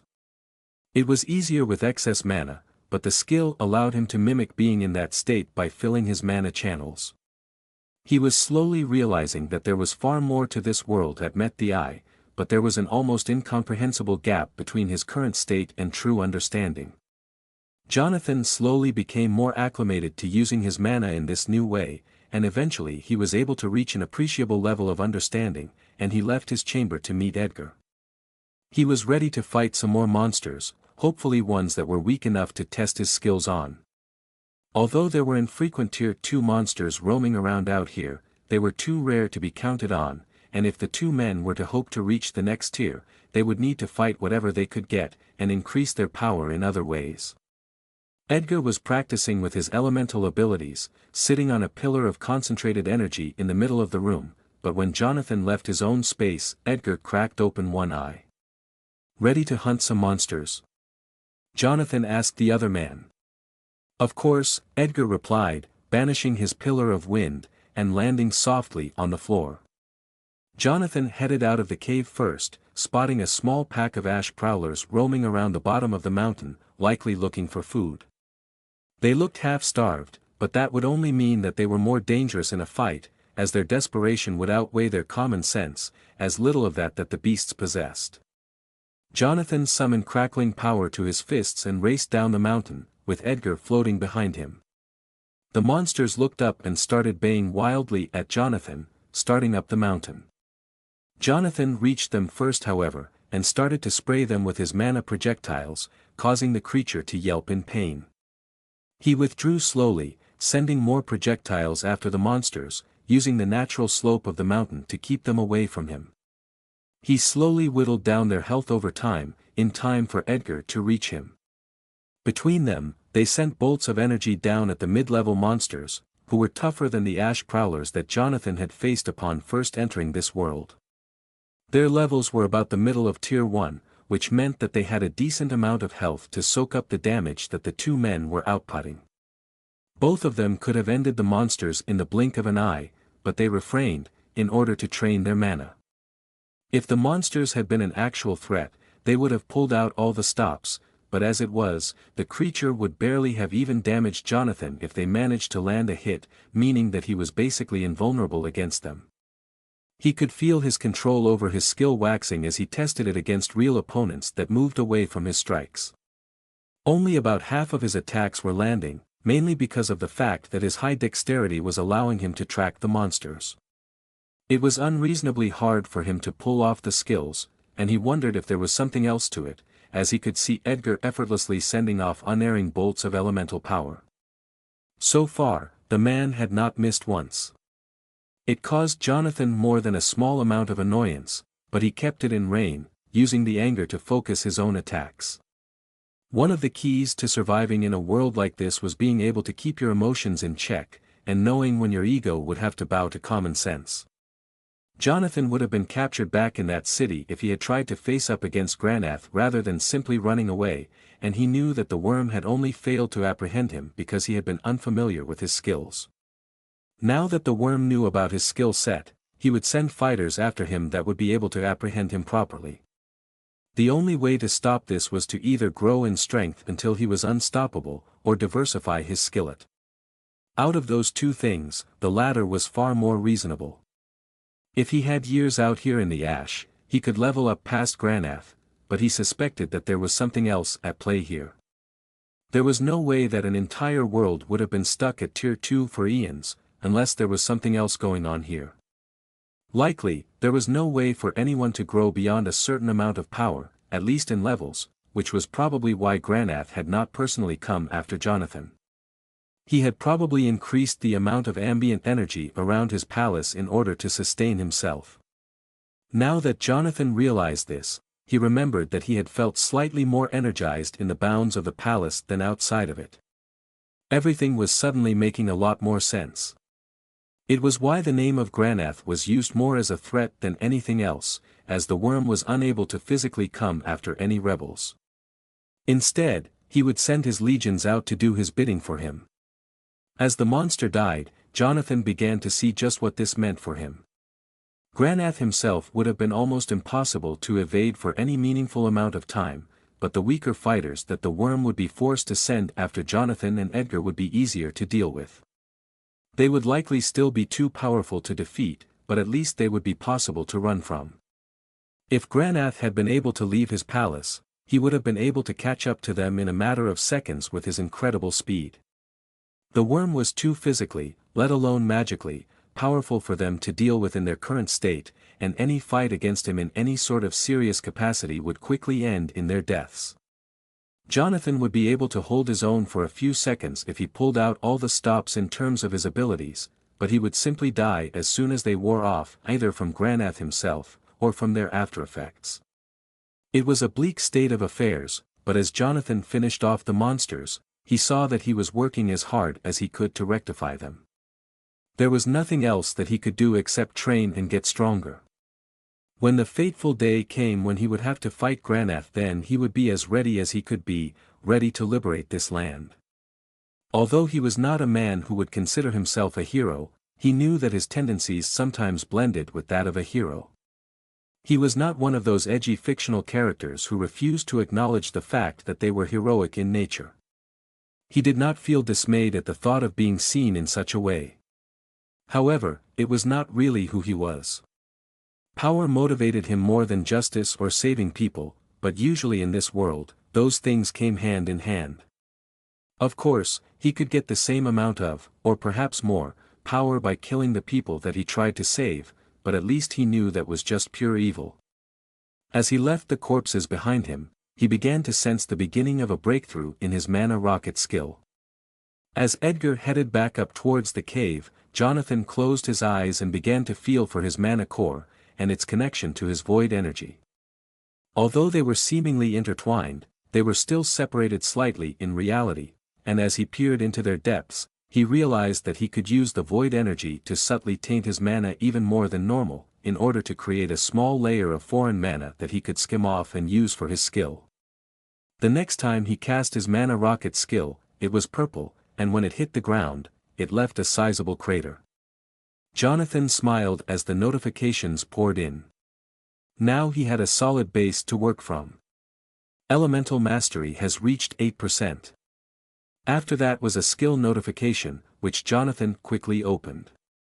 You have upgraded one of your skills. Mana Rocket, Rare Void Rocket, Epic. In using your void energy to accentuate your mana, you have learned to peel off part of your mana pool and send it outwards, creating a powerful projectile attack. The destructive energy of the void imbues this skill with power beyond the norm, allowing you, a melee fighter, to create powerful ranged attacks, on par with most average mages at or around your level. As this skill is upgraded, it will grow even more powerful. Jonathan closed the notification and smiled, racing back up the mountain. He had done it. This skill would be actually useful in a battle. From the damage that it had dealt, it seemed to possess a power beyond its level. Eventually, it would grow into something terrifying, but he was content for now. With this new tool under his arsenal, it was time to level up some more. He was a scant few levels away from Tier 2 now, and while he did not know what happened when someone reached that vaunted level, it was something that he needed to do in order to continue on his path. With a few more powerful monster kills, he would be able to reach it eventually. The next week went by with a blend of training and hunting lower-level monsters. Jonathan only gained a single level for his trouble from the weaker monsters, but he gained more than a few skill levels. All of them improved by at least 1 point, with runecrafting increasing by 2 as a result of him upgrading the defenses around the cave. They had been tested for the first time during that week, and had performed admirably. A few fetid oozes had somehow made their way up the rock and had blundered into the first ring of runes, which had cooked them alive. Those that had survived had been reduced to shriveled piles of desiccated flesh by the rune of consumption. Apparently that was what happened, and the rune's mana draw was greater than the amount of mana available within a being. By the end of the week, Jonathan found himself hungering for more. He wanted to level up faster, the consequences of that be damned. Eventually, he grew so tired of simply waiting for a monster to come to him that he decided to go and find one for himself. "This is starting to get annoying," Jonathan said as he stormed out of the training chamber. "What is?" Edgar replied, not opening his eyes from his meditation. "Not getting anywhere with my power. I have leveled up less in the last week than any time before this. It's time for things to change, I think." "So you wish to go and fight a monster rather than letting it come to us? Is that what you mean?" Jonathan nodded in response. "Are you up for that? If you still wish to train, I can always go alone." "No, I will come with you. Although I am used to long periods with a dearth of power growth, it does not mean that I enjoy them. Tier 2 is still beckoning strongly to me, and I am eager to find out what power it entails." A few minutes later, the two men were striding out into the ash, having left the cave far behind them. Even from here, the faintly glowing runes were visible, marking the space as a place not to be trifled with. Hopefully it would safeguard their abode, although there were no valuables left within the cave in any case. In any case, there was no reason that any monsters would be interested in the cave. No, it was the people that Jonathan was wary about. They had so far been left undisturbed by the forces of Granath, as they had fled far beyond the space of the normal patrols, but Jonathan was sure that they were still being pursued. Granath was not a man to give up. As they walked, Jonathan flared his aura, creating a faint purple dome of power that spread out in all directions. Edgar did the same, sending out a slightly dissipated cloud of wind-related energy that seemed to tell a tale of swift and bloody violence. However, they went for some time without a single response.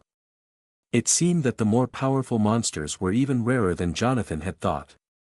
They traveled through the rocky landscape of the outer rim of the Ash Heaps, climbing over hills, clambering down valleys, and even making their way through tunnels in the side of taller mountains. Those tunnels were invariably infested with monsters, but they were generally quite weak. They butchered their way through these obstacles, drifting further and further away from their cave in search of worthy prey. However, Jonathan remembered the exact way back, and he was sure that Edgar did as well, on account of their enhanced memories. The landscape started to grow even rockier as they kept moving, and soon it was an endless pile of scree that seemed to be endlessly drifting slowly up towards the foothills of the giant mountains in the distance. A few forlorn shapes twitched amid the rocks, but they were too far away to be worth investigating. Instead, the two men made their way towards a large shape resting on the rocks about 10 miles away. It looked like another one of the Ash Prowler patriarchs, but this one was even larger than the first had been. As they approached, the monster started to snort, and the noise was audible even from miles away. As they drew closer and closer, Edgar and Jonathan began to see that this monster was quite a bit more powerful than the first member of its species that they had fought. It had a ridge of spikes running down the middle of its back, and its mouth was filled with fangs that glowed with a fiery light. Its body was bulked out with layers of muscles, and it was not half-starved like most of the ash prowlers that Jonathan had seen. All around it a small pack of lesser monsters cavorted, all of which were around level 60. By the time that Jonathan had gotten within a mile of the monster, it had gotten to its feet, and was snarling at the approaching threats, letting out a low growling noise with every exhalation. Jonathan sped up, starting to cycle his mana into his hands, and send off a few void rockets as he closed the distance. The streaks of purple energy shot off across the sky, heading for the monster. The creature hissed and swiped at the air, creating a series of fiery claw marks that raced toward the void rockets, canceling them in midair. The monster then let out a huff, and expelled a large fireball from its mouth that arced over the rocks towards Jonathan and Edgar. Edgar raised his hands and sent off a pillar of condensed wind that shot through the middle of the fireball, causing it to dissipate midair. By that point, Jonathan was only a few hundred feet away from the monster, and he closed the distance rapidly, eager to sink his fists in the creature's flesh. The monster tried to send off another fireball, but at this range it was easy enough to dodge, and Jonathan made his way past the attack in the blink of an eye. A few of the lower-level monsters rushed him, baying wildly, but he threw them to the side with ease, each strike breaking their bones. The patriarch growled in rage and leaped towards Jonathan, moving far faster than any monster of its size should have. This was a true Tier 2 monster, and the means of gaining the material to upgrade his weapon and armor. His gauntlets seemed to pulsate with hunger, as they had already gone through a third of the ritual necessary to rank up. All they needed now was the Tier 2 bone, and the Tier 2 dark iron. However, as Jonathan entered the fight, he cleared his mind of the distraction, and leaped, drawing back his fist.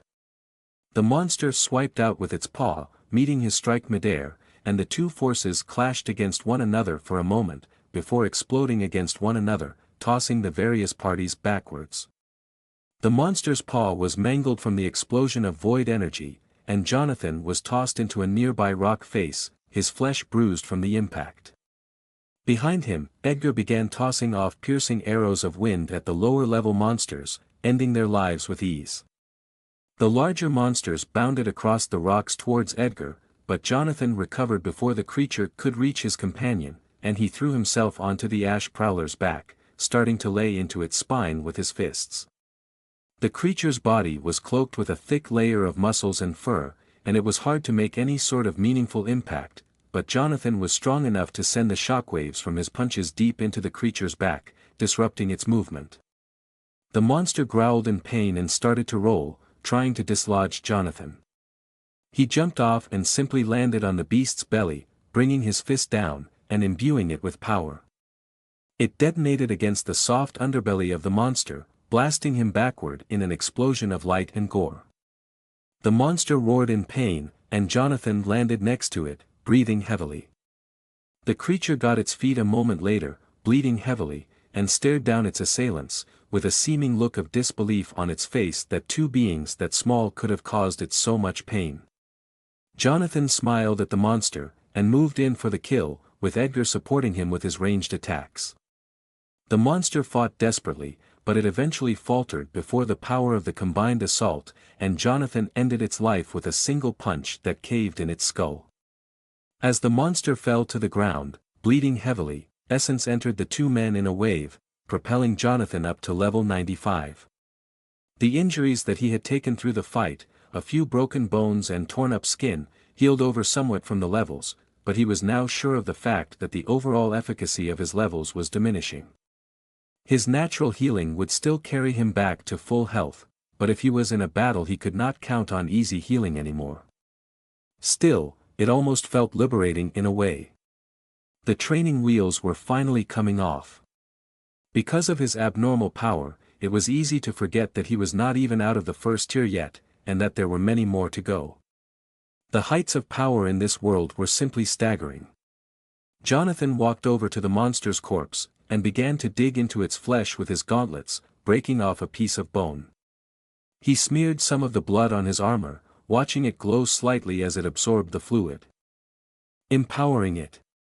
He then placed the bone on his gauntlet, and the weapon absorbed it, causing it to glow even brighter than before. Finally, he placed some of the bone on his armor, and it was absorbed as well, finishing off the upgrade from this monster. Edgar moved in a moment later and did the same thing for his armor as well. Now all they needed were the third reagents. However, Jonathan had no idea where they were supposed to get the minerals required. It wasn't like there were simply walking concentrations of the substances like there were for the blood and bone. Likely they would need to head back into civilization to find them. Jonathan limped over to Edgar, his injuries beginning to heal over, and sighed. "Looks like I won't be healing from leveling up after a bit," he said, showing the other man his twisted arm. "I've heard about that. Apparently at tier 2, you stop healing from levels. Some sort of way to keep it more fair. After all, if you could simply murder your way through an army, and keep healing, it would be a massacre, especially at the higher levels. You didn't think to tell me any of this?" Jonathan asked, a little bit annoyed. "Well, I thought that you already knew. I could see that you were healing less after every battle for the last few weeks, and I did not want to insult your intelligence by intimating that you were too blind to see such an obvious sign," Edgar replied in an even voice. "I did notice that. Sorry for snapping at you. I am a little on edge right now," Jonathan replied, lowering his gaze. As he headed towards tier 2, he could feel himself stretching out on account of the stress that contemplating such a huge leap in power brought. He was impatiently awaiting the opportunity to bridge the gap, but the monsters remained stubbornly sparse in this area. It would take more than just a single Ash Prowler Patriarch to take him over the edge. He did not know what exactly the process would even entail, but he knew that it would bring a sizable increase in power that would allow him to survive longer against the armies of Granath. With a sigh, he left the body of the monster behind him, and jogged back towards the cave, with Edgar in pursuit. There were no other sufficiently powerful monsters in that area, and Jonathan was not exactly on top of the world at the moment, as his injuries were still healing. Edgar had not suffered any injuries, but his mana abilities were overtaxed somewhat. It was wiser for them to simply retreat back to their base. As they headed for safety, the rocky land around them began to diminish, and the ash started to come back in force, pervading the land for miles in every direction. By the time that they were coming close to the cave, Jonathan began to notice something strange. The noises of people talking were drifting on the limp wind towards them, only audible because of his enhanced senses. "Do you hear that?" Jonathan asked Edgar softly. The other man shook his head. Edgar might have passed all of his thresholds, but stats still played a role in the field of sensory perception. Jonathan edged forwards, fearing the worst. From the sound of it, there was a small army camped outside of their cave. It was because of this assumption that Jonathan was so surprised by what was actually there. A small group of what looked to be low-level people, none of whom even looked like fighters, were sitting on the ash beside the cave, not daring to go near. As Jonathan entered their line of sight, the people began to murmur to one another, and one by one, they started to bow to him. Jonathan stood there, confused, and then recognized a few of the people. They were the citizens of the village that Edgar had rashly entrusted with knowledge of Jonathan's mission. He sighed. He had known that this would come back to bite them. Giving Edgar a dark glare, he made his way towards the crowd. "Our savior," a few people in the crowd murmured as he approached. Jonathan studiously ignored them. "Why are you all here and how did you find us?" Jonathan asked, confused as to how these random citizens had located them, while the armies of Granath had not. Not that he was complaining about that, of course. A woman stepped forwards, presumably some sort of leader figure as her level was higher than that of the rest, save for those who were clearly guards. In addition, she was dressed in battered leather armor, and had a short sword attached to the side of her belt. "We are those who are discontented with the state of affairs in this realm. We wish to join your cause. You are by far the strongest being other than those under the service of Granath in this world, and you are a symbol of hope to many. Your exploits in the Ashen Citadel, stealing from under the nose of that damned worm, and more, made its way around the realm. We are few, but more will be coming over the next few months. Where do you think you will stay out here?" "We cannot protect you from the monsters of the wastes," Jonathan replied. "Also, what if we do not want you here? Such numbers will draw the forces of Granath like flies. We have that covered." The woman pulled an older dwarven man out of the crowd by one arm, and smiled at Jonathan. "This is Grange. He is one of the finest architects in this world, in a way that has nothing to do with levels. If you permit us, we will build proper fortifications in this place, and create a citadel here to defend against the enemy. More importantly, we are willing to pledge our allegiance to you in order to show our sincerity." Jonathan raised one eyebrow. He did not admit it openly, but he was impressed. A moment later, a notification appeared. "Alana Sarge, representative of the Ash Heaps Liberation Front, wishes to pledge the support of her faction to you, and name you as its leader. Doing so will allow you to ensure that none of its members will betray you or other faction members through system intervention. Do you accept?" Y/N.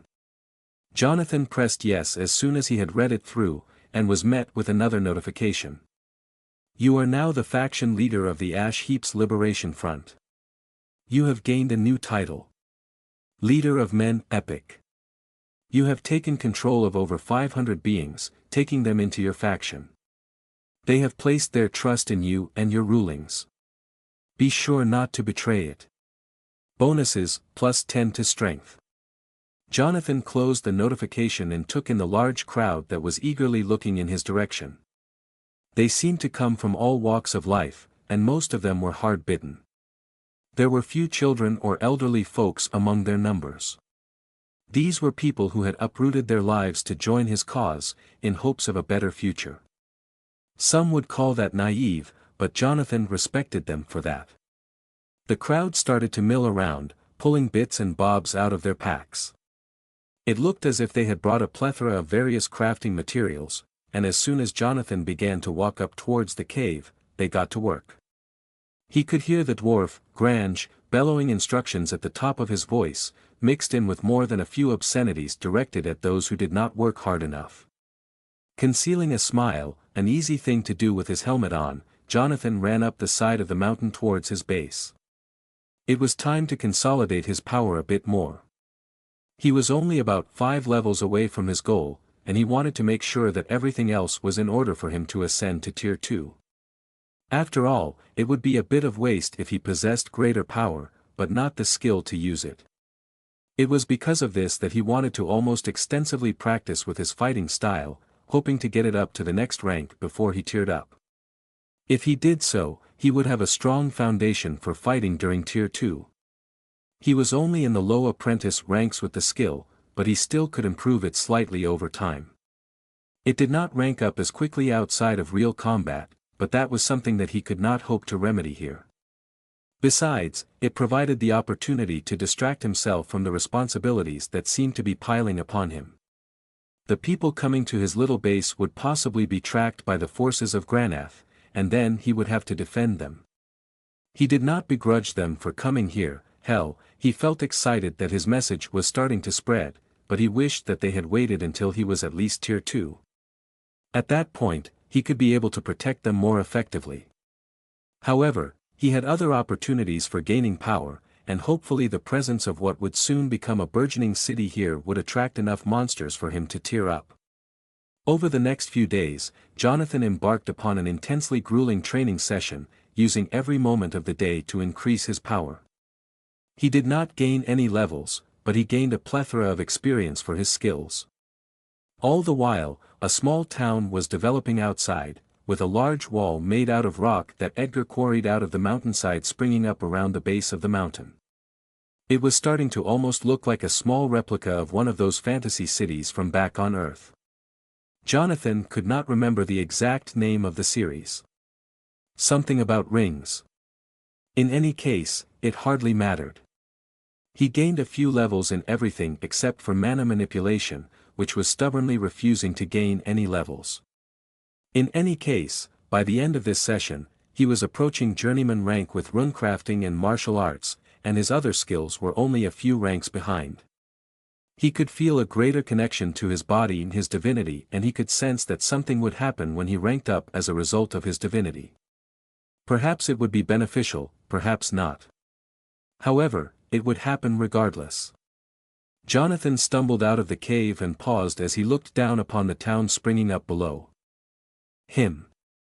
There were already dozens of buildings being constructed, and the wall was impressively high. It seemed that magic and system-enhanced strength served the same purpose here as power tools and excavators. In fact, it might have been even faster, given the glacial pace that construction workers back on Earth always seemed to move at, especially when they were working near your house in a way that inconvenienced you. Because of labyrinthine ownership contracts and regulation, it was hard to get any work done on Earth. Here, however, it passed as quickly as one could work. Jonathan started down the side of the mountain, and heard a noise that he had not heard in quite some time. The noise of animals. He followed the noise, curious, and found a small pen of livestock affixed to the side of what looked like a barn. It was filled with a variety of strange animals that looked vaguely like one from Earth. There were a few things that looked like hybrids between pigs and cows, with udders and curly tails, and some avian monsters that were far bigger than any chickens back on Earth. Jonathan had never been one for civilization building games, but he had to admit that it was satisfying when all of the work was done for you. He could get used to this. The only problem was that this fortification would stick out against the landscape, and the defenses would have to be up to muster before any monsters, or even the forces of Granath, came. As Jonathan watched the animals, a woman walked up to him, smiling broadly. "Hello, honored one," she said. Jonathan cringed a little at the honorific, but he did not say anything. Sometimes influence was more important than his own comfort. If he was treated like some sort of savior/god figure by these people, keeping them safe would be a lot easier. "Tell me, what are these things?" Jonathan asked, staring at the monsters in the pen. Well, the pink and white creatures are grallows, and the birds are called flikes. The translation feature did not kick in this time, likely because there was no word in the English language for these creatures. Jonathan nodded and moved closer to the creatures, ending over the fence. He heard the woman saying something cautionary, and a moment later one of the flikes snapped at him with its curved beak. Of course, nothing came of it, and the monster simply was repelled by his armor. "I can't say that I'm used to livestock that fights back," Jonathan said, chuckling. "Those beasts require a special form of handling. They are very territorial, and if you look closely enough, you can see that the one that attacked you was a male. He was trying to defend his mates." The woman paused, suddenly paling at the lack of respect that she had addressed Jonathan with. For a moment, she had thought that she had simply been speaking to an apprentice livestock handler. Before she could do anything drastic, however, Jonathan steadied her with one hand. "No need for any of the bowing and scraping stuff. We are all equals here," he said, putting emphasis on the last sentence. Obviously that sentiment was patently false in a world where levels determined everything, but it at least stopped the woman from doing anything hasty. She nodded quickly and then withdrew, citing some reason about milking the grallows or something along those lines. Jonathan sighed. "Great. First time in the city and you frighten one of the citizens. Smooth job there, Jonathan." Jonathan moved on towards the walls, wanting to test their structural integrity. He could see Edgar hard at work on the mountainside, carving out chunks of rock with razors of wind, and then passing them down to the people waiting below. They then carted the rock away and started to pile it up on the walls, where a few fire mages would fuse the rock together. It was a very efficient means of construction, and it used every bit of the natural advantages that a system-bearing world possessed. Jonathan headed towards the epicenter of this bustling activity, and saw Grange bellowing orders at his charges. Upon seeing Jonathan, he paused, and bowed low. Before he could say that none of that was necessary, everyone else bowed as well. Jonathan moved forwards, taking their reactions in stride, and stopped in front of the construction crew. "This is incredible work," he said, taking in the towering wall of dark stone standing in front of him. The sides were completely smooth, and it looked as if it was made by machines, rather than by human, or other, hands. "Thank you, honored one," Grange said, using the name for Jonathan that had seemingly spread throughout the city in the time that he had been training. Concealing a sigh, Jonathan nodded in response. He would get used to the deferential treatment eventually. Jonathan kept moving, heading for the wall itself. He was eager to see it properly. The rows of builders split before him, and he made his way up to the wall, laying a hand on it. The rock was very smooth, and seemed to be perfectly cut. In addition, if Jonathan was not mistaken, there were even more people in the city than there had been a few days ago. Jonathan walked along the wall, and did a quick head count of the people that he could see moving around the city. There were easily hundreds in sight, all of whom were doing their own thing. It seemed that the people flocking to his banner saw him as some sort of divine protector, rather than a leader, as none of them had come to him for advice. They already knew more than him about such matters in any case, and he was more than willing to let them govern themselves. Besides, defending this area was something that he had been doing already, and the presence of the people here was not going to change that. In any case, it would be useful to have a bit of extra manpower. Edgar seemed to have acclimated to the new situation well enough, and Jonathan could see the man joking around with some of the workers on the cliffside as they transported rocks down to the construction zone. The city was still small, but it would only grow over time as more and more people came to join its ranks, and the walls would eventually spread outwards. Perhaps when he defeated Granath once and for all, it would become the new capital of the world. To be fair, he didn't really care about such things, but it was still an interesting thought. He would be moving on to the next circle if he managed to defeat Granath, but he supposed that it would be better to leave this circle in better hands than its previous ruler. What better hands than those of the people who lived there? The citizens of this circle were hardy folk, and as far as Jonathan could tell, suited to life here almost perfectly. They seemed to have adjusted to this world as if it were their own, and in fact almost none of them were unhappy about their lives here. They were simply trying to make do with the lot that life had given them, and it was far better than it could have been.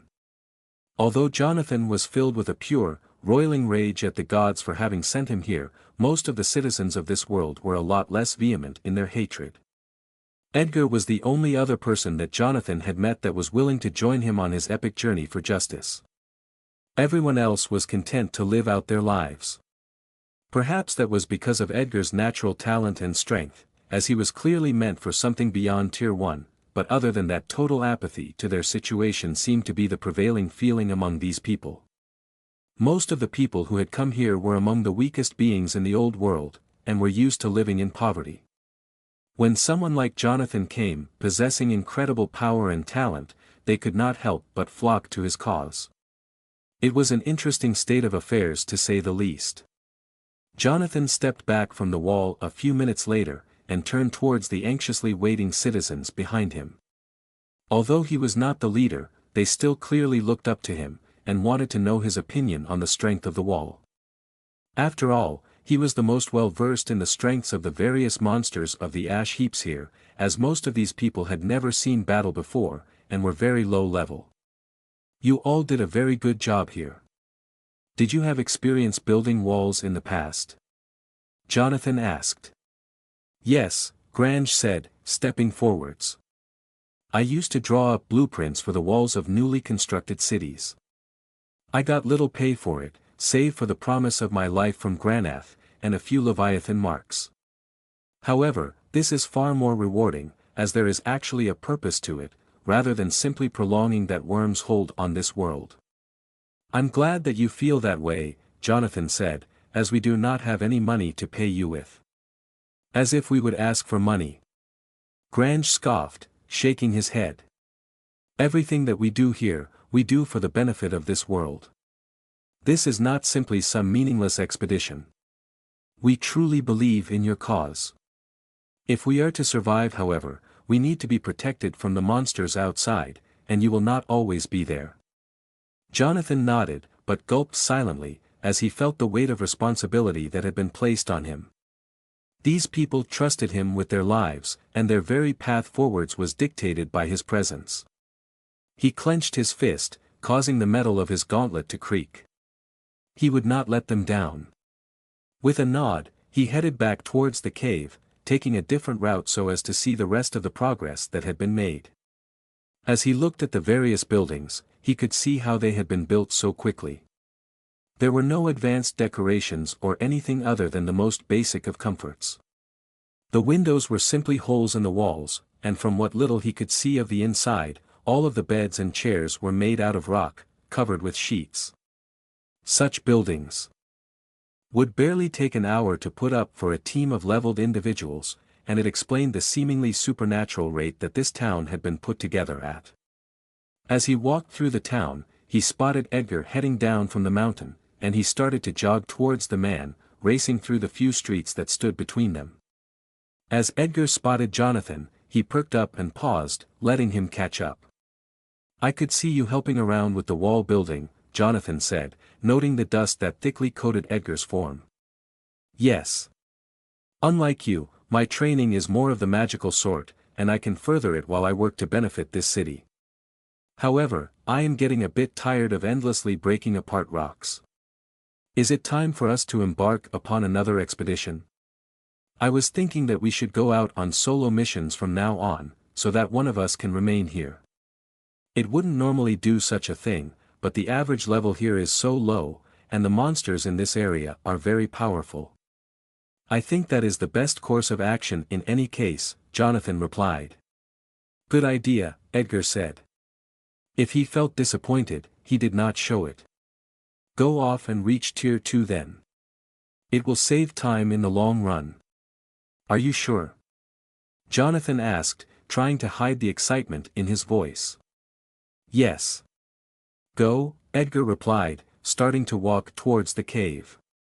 Jonathan could see that the man was fighting to not run back towards him and join him on his mission. However, Edgar was made of sterner stuff than that. With a thoughtful look, Jonathan stared at Edgar's back, and then headed for the gates, getting ready for the battles to come.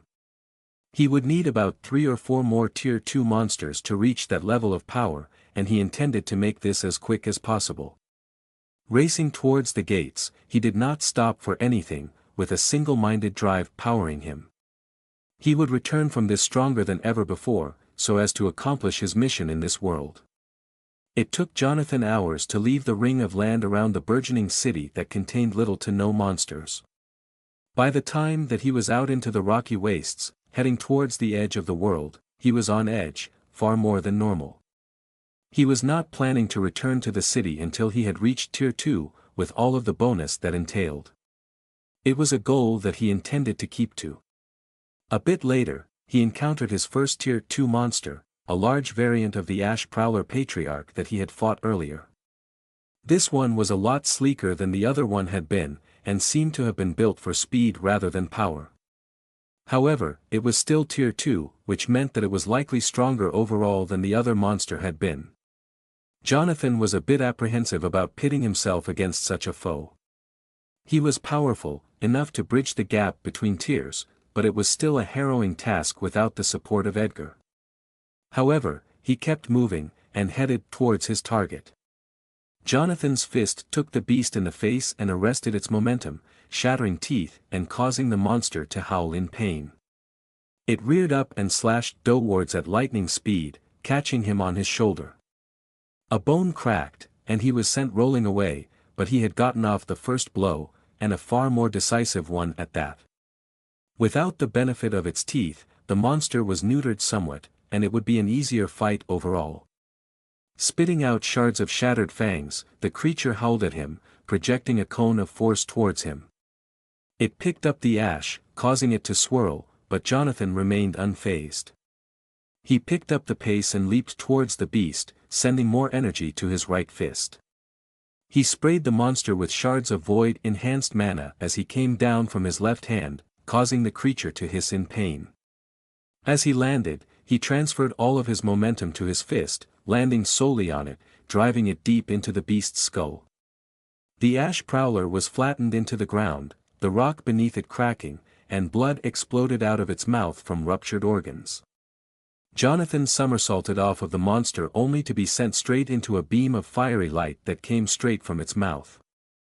This monster possessed attacks that the other Ash Prowler Patriarch had not, which was probably to be expected, given its power as a Tier 2.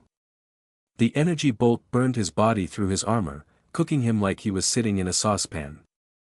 However, although his flesh bubbled, the organs and bones were undamaged for the most part, which meant that the only side effect of the attack was blinding pain. Pain that quickly turned to rage. With a roar, he ran as soon as he reached the ground, streaking across the ash and rocky scree. His fist blazed like a comet as he ran, and it soon grew to eclipse his form. Finally, he dragged the true power of the void into the world around him, and his fist was crowned with a small patch of pure nothingness. With a thud, his fist slammed into the monster's chin, before the roiling power around it exploded. The beast was rocked off its feet, a good portion of its head missing, and it fell onto its back, twitching. It was still alive, but in a far weakened state. More importantly, its vulnerable underbelly was exposed to Jonathan's attacks. He descended like a whirlwind, powering his strikes with the pain that coursed across his body like molten lava. His fist sunk into the monster's stomach, tearing it apart with every powerful blow. A few minutes later, the monster was dead, and only as the essence entered him, sending him up 2 ranks, did Jonathan let out a sigh of relief and fall backwards, letting the levels heal him. It was a close thing, and even with his relatively minor injuries, the levels barely did enough to tide him over. He would really have to look into a healing skill before long, which might be hard with his void mana. However, he would have to find a way, as if there would be no more healing after reaching Tier 2, then he would be in dire straits. It seemed that the fight had drawn monsters from the surrounding area, as he could hear a few howls coming from the west. Probably just mundane ash prowlers, but one could never be too careful. Jonathan got to his feet and kept running, seeking out his next foe. Day turned to night as he ran, and he wandered for tens of miles without finding another tier 2. There were plenty of weaker monsters, but they did not give him enough essence to be worth killing. Finally, he found an ashwalker striding across the rocks, heading in a direction unknown to Jonathan. Its titanic strides caused the earth to shake beneath it, and Jonathan could sense it even before he saw it. This one was even stronger than the first one had been, and it was easily over 150 feet tall. Its body was a lot more muscular as well, and the stone seemed to have been compacted in order to provide the greatest possible defense. This would be a tough fight, but one that would get him to the brink of tier 2. Jonathan cautiously made his way towards the monster, beginning to enhance himself. The creature was oblivious to his presence, likely thinking him to be of no consequence, like a human would an ant. Of course, there was the possibility that it was so large that it simply had not noticed him yet. Seeing such a huge creature was a very interesting experience. There was no way that such a thing should have been possible under the laws of physics, but then again, he was in a world where people could fly and possessed the power to level cities. If the laws of physics still reigned, they did so with a very loose grip. In any case, it hardly mattered, and Jonathan was able to make his way to the creature's foot before too long passed. It stepped with regular intervals, and at this range, Jonathan's body vibrated within his armor. It would have incapacitated a weaker man, but Jonathan was far too powerful. Still, this was allowing him to get up close and personal with the monster, and when he struck, it came at a time that the creature was not prepared. When one of its feet was up, Jonathan's fist slammed into its other foot, using all of his enhancements, causing the creature to stumble.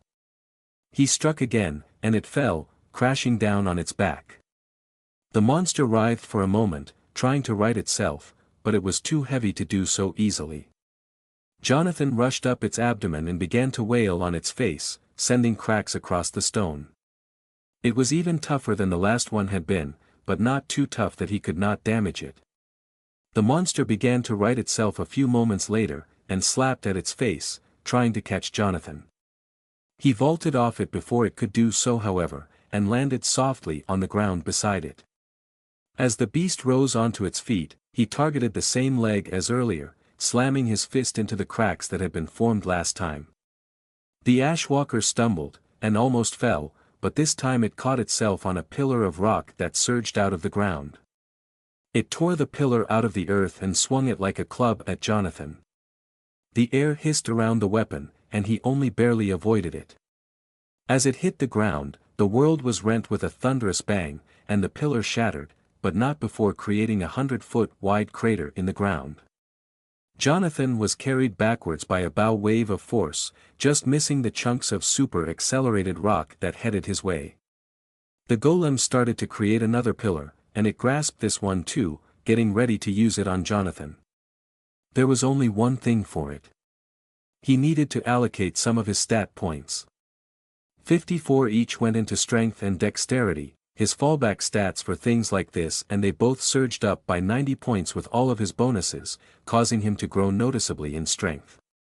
However, the effect was less than it would have been before given how strong he was already. Soon the effects of his free points would be diminished to the point of nothing, at least until he upgraded his class. He had no idea what Tier 2 would bring, but it was safe to assume that he would be getting some more stat points per level.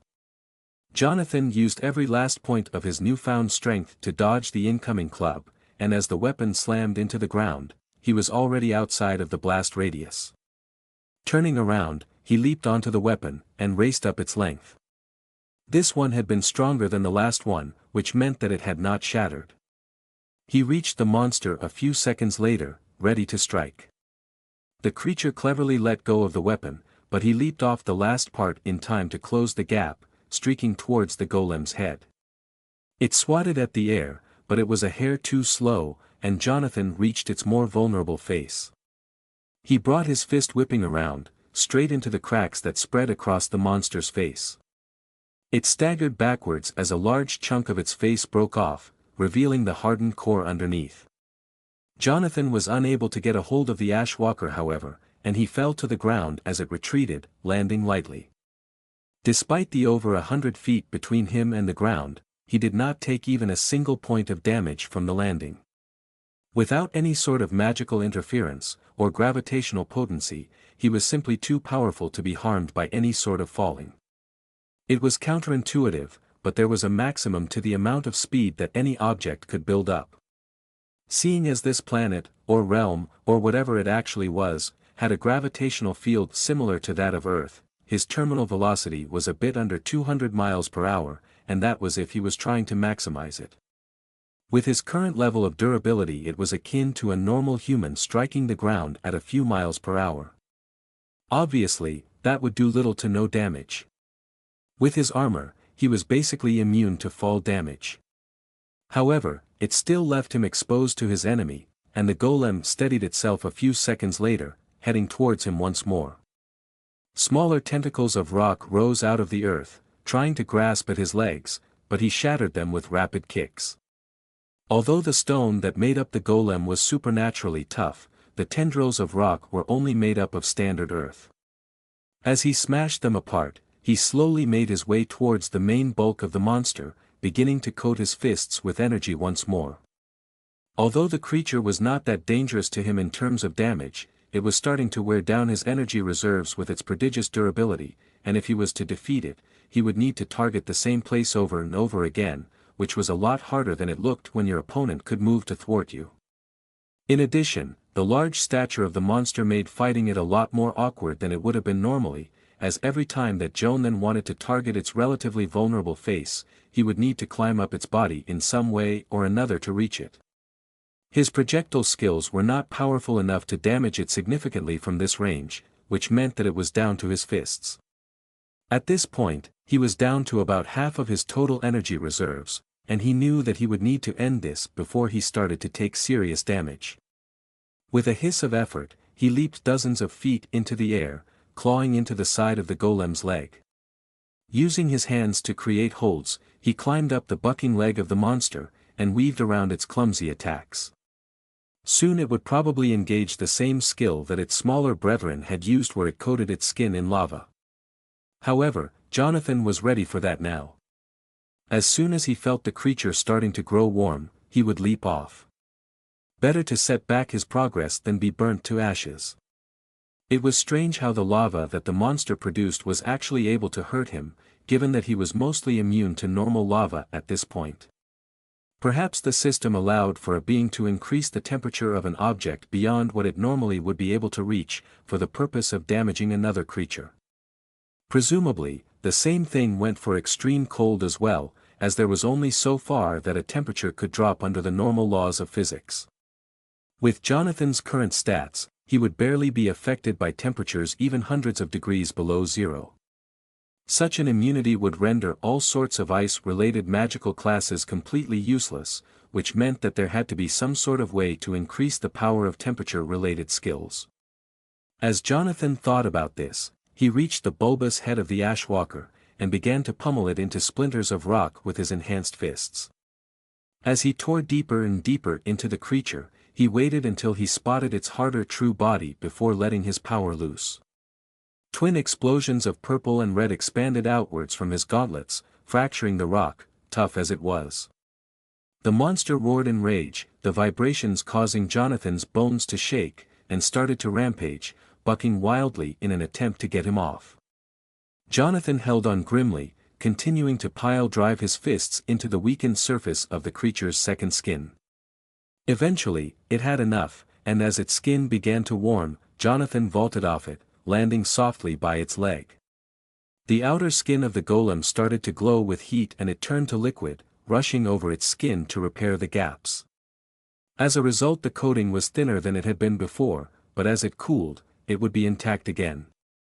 Jonathan waited until the lava had cooled down to a black rocky substance, and then launched himself upwards again. This was starting to take a toll on his stamina pool, a problem that he rarely had. Most of his superhuman feats were only possible with the aid of superhuman endurance, as otherwise his muscles would simply tear themselves apart after a single leap of that magnitude. As it was though, he was able to accomplish such feats easily enough. The monster's skin was harder to sink his fists into now that it had cooled, but he still managed enough to pry his fingers into a crack, and from there he was able to haul himself upwards with his superhuman strength. He was so strong that his body weight was almost negligible. It was like pulling a balloon up the side of the monster rather than a 6-foot-tall man clad in full plate armor. Back on Earth, he would have barely been able to move in a set like this. Here, it was like he was wearing nothing at all. He clambered up the cooled volcanic rock and scurried around the grasping blows of the monster's ponderous fists. It was still too slow to grab him, as he was too agile to be caught by the wide sweeping blows that the monster preferred. As he ascended, however, one of its strikes finally caught him as the creature revealed a speed that it had never shown before. Its hand blurred towards him, and it shed its rocky coating, allowing it to move far faster than normal. It slapped Jonathan off of the creature's leg, sending him into the air. The gimlet eyes of the monster, burning with lava and rage, eyed him up as he fell, and another titanic strike crashed into his side, shattering bones and tossing him hundreds of feet into the air. He roared in pain, and righted himself, wincing as his broken bones were jarred by the fall. Pain that would have had any normal person screaming by now as only a minor discomfort to Jonathan at this point. He landed heavily, falling over as his broken bones were jostled by the impact. A massive foot almost took his life as he monster stomped down, but he rolled out of the way just in time and got to his feet, having narrowly avoided disaster. The only thing for it was to start climbing up the monster once more. In his current state, he needed a level, and some time to heal himself to the point that he would no longer be easy prey for some of the stronger monsters of the wastes, and this creature was already damaged, which meant that it was his only real option for a monster to fight. He climbed up its legs, this time watching out for its blows. The monster seemed to be enraged by the fact that he was still at it, and the creature bucked and rolled, trying to dislodge him. However, Jonathan held on with a single-minded determination that allowed him to fight past the pain and the adversity, the determination that would one day lead to him finally completing his quest. For now, however, he had far more mundane concerns. Scrambling up the creature's side, Jonathan started to hit a rhythm, and he grew faster and faster as he rose, having mapped out the landscape of the creature's leg with his mind. He reached the top faster than ever before, and thrust his hands into the cracks, empowering them with the pure destructive energy of the void. A bubble of empty space formed around his hands as he used his strongest skill, and the monster staggered. A moment later, he detonated the runes on his right fist, sending shockwaves of power through its rocky skull. A few more strikes began to send a massive fault line across its head. Within a minute, made longer by the fact that he had to avoid the Ashwalker golem's increasingly slow strikes, he finally killed it. The monster fell apart into a storm of shards, and essence rushed into him, knitting together some of the damage that had been dealt to him. As he fell, he smiled. The energy was more than he expected, and he realized that the monster had been a lot higher level than he had thought. All of this meant, of course, that he was about to reach Tier 2. Congratulations, Jonathan Harlow. You have reached Tier 2. Prepare to be reborn. Only that ominous message prepared him for the sudden searing agony that engulfed his body and soul, causing him to fall screaming to the ground. Hours later, Jonathan awoke, slowly opening his eyes.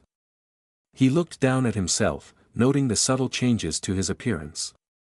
His armor was a bit tighter now, which meant that he had grown, and he felt strong, stronger than he ever had before.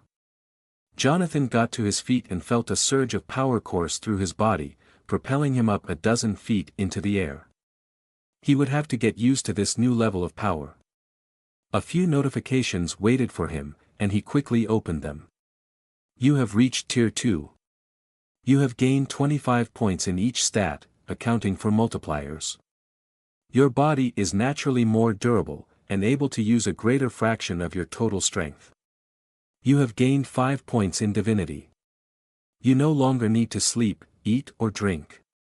You now need a higher concentration of mana, proportional to your level. Current inhibition is 1%, as you are using Tier 1 mana to operate. Maximum inhibition is 75%.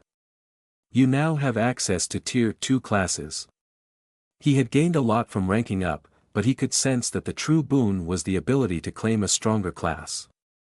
His current one was already strong, but whatever was to come would be even stronger. However, that could wait. He did not feel comfortable engaging in such an activity out here in the wastes where any passing monster could devour him. He could sense that he had been left undisturbed during his ascension on account of the roiling energies surrounding him, but he was now vulnerable. With a sudden surge of hope blossoming within him, mingling with his new power, Jonathan started towards the city, ready for everything to come. During his time in the Ash Heaps, he had achieved heights of power that were utterly alien to him, defied a being with almost unfathomable levels of power, and had become a host to a god. Although he had reached Tier 2, this was just the beginning of his journey, one that would take him to the very heights of existence. Far off from the Ash Heaps, from even the infinite hells themselves, the gods met in conclave for the first time since the defeat of their sibling. With the death, or at least seeming death, of Sarnathros, their rule over Telvaria, and the rest of the universe, had been cemented. Pockets of resistance still remained, but they were nothing without their god. In the very center of the universe, the gods met in their ancestral meeting room, the only thing that remained of the primordial matter that they had arisen from. A pure white room, it was made out of the very fabric of creation, and was completely impregnable to any force within this universe, mortal or god. There were no seats, or any other decorations for the matter, as the primal nature of the room prevented anything save for the gods themselves from existing within it. Anything else would be reduced to subatomic particles and then redistributed back into the universe itself. So, it is settled then. Siren, patriarch of the waves, said. The god was a stately figure, surrounded by a swirling cloak of mist and sun-dappled water, and his legendary lance stood at his side, loosely clutched by one sea-green hand. Out of the gods, he was one of the most active in the mortal plane, and tales of his generosity, and of his cruelty, abounded. Just as the ocean could deliver enough fish to feed a village for months, it could also raze it to the ground with its implacable force. So too could Siren. Other than the small matter of the rumored unrest in the first circle of the hells, yes. Our forces are routing the last servants of our brother, and soon the prophecy shall be fulfilled. For the first time in eons, we are the sole rulers of this universe. Valentir, the High King of Light, was a man at odds with his reputation. He was a small man, with oddly pale skin that shone with an internal light. He wielded no weapon that anyone could see, but someone who had even heard of a fraction of his exploits knew that his magic was far more deadly. In the rare time that he interfered with the workings of the universe, all that was left was ashes drifting in the firmament. Ah, yes. That boy that I slaughtered. Jonathan Harlow. It is fitting that the last hope of Sarnathros died before he did, Phaldra, goddess of the dark, said. In a fit of irony, she had killed Jonathan with a bolt of lightning, at odds to her nature. All of the gods were capable of warping reality to their desires, but their most powerful attacks and skills were aligned with their natures. They were loosely aligned with the primal elements, some more than others. He has risen to unprecedented power within that circle. In fact, I believe that he recently reached Tier 2. A most impressive feat for someone who has been in this universe for so little time. However, there is nothing to fear. In the billions of years that the hells have been in operation, none have ever left their own circle, let alone escaped. It is a pity that we cannot simply kill him once and for all. The laws of the hells are very clear though. Angranor would wreak havoc upon this universe if we broke our accord, Malaraxia, Queen of the Sky, replied. Out of all of the gods, she was the most well-known within the universe. She enjoyed personally witnessing the devotions of her followers, and sometimes their sacrifices to her. Although most thought of the gods as benevolent entities, they were ancient beings whose minds and motivations were beyond the ken of mortals. However, there was one constant. They enjoyed entertainment. The four other gods, well known for their taciturn nature, remained silent. Archaon, Zyra, Tantus and Jorlin were less known in the universe, but their domains were quite far-reaching. Archaon was the god of war, and he found solace in the blood shed by his followers, and sometimes the shedding of their own blood as well. War was his domain and his calling, and although it was not an actual elemental domain, per se, it was just as much of a calling to him as the other gods had to their own elements. Clad in dark plate, with his broadsword strapped to his back, Archaon was an intimidating figure. An aura of barely contained bloodlust surrounded his form at all times. His counterpoint, Zyra, was the goddess of peace, and she took the form of a faceless, angelic figure with wings of pure white light. They were simply an expression of vanity, as all of the gods could simply fly with their own will. She was in charge of the heavens, and responsible for the safety of the souls that were faithful to the gods. The last two gods were even more obscure, however. Tantus and Jorlin remained in the background, but their paths were as important as that of the others, if not more so. Tantus was the god of creation, and Jorlin, of destruction. Their presence allowed for the basic laws of physics to function, as well as for the smaller trespasses of the system initialized on the workings of the universe. Tantus was responsible for the interaction between the system, a mysterious, ineffable force that even the gods did not understand, and the world around it. Meanwhile, Jorlin made it so that the universe was open to change, as the presence of such an omnipresent force as the system resisted any sort of change. Without his influence, nothing would grow or decay, and there would be no growth. As the gods sat, considering the life of a mortal for longer than such matters would normally cross their mind, Jorlin cleared his throat and spoke unexpectedly. "We may not be able to interfere in the hells, but we can send our agents there. Angranor cannot protest that, and he might not even notice, if we do it in the right way. I would not put it past that being to feel our intrusion. However, as you said, he would have no grounds to complain," Siren said, stroking his chin thoughtfully. The gods, while beings of primal might and majesty, had begun to take on some of the aspects of their subjects, as shown by their forms. In their true shapes, they were ephemeral clouds of pure will and power, but in order to manifest in this world, they had to limit their power by assuming a shape. Most of the time, they dwelt in the astral plane, the space outside of their universe, and between others. They only knew of the existence of other worlds because of the presence of outsiders, no matter how rare they were, and their knowledge was incredibly limited. One day they would gain enough power to delve into its depths, and perhaps conquer those other worlds, but for now, even a god was too weak to enter such a place. Their universe was sheltered by its relative newness on a multiversal scale, as one of the outsiders had told them millions of years ago. He had come from a universe that was trillions of years old, a place where even the meanest of beggars was akin to a powerful being here. The man had refused to say much more, however, and he still languished in the deepest of dungeons, reserved for those who had personally offended the gods. Perhaps the man still lived, but none of the gods especially cared. He was secreted away in a demiplane halfway between the hells and the heavens, a place almost impossible to escape. I might be able to send one of my angels after him. One of my ninth circle cherubims would be weak enough to enter the lowest circle of hell, but still strong enough to kill almost anything there. In addition, it would be unlimited by the rules of the hells, as it is not allied to the circle lords, Zyra said, brow furrowed in thought. Very well, Malaraxia replied. Are we all in agreement? She asked the others. As expected, they all nodded.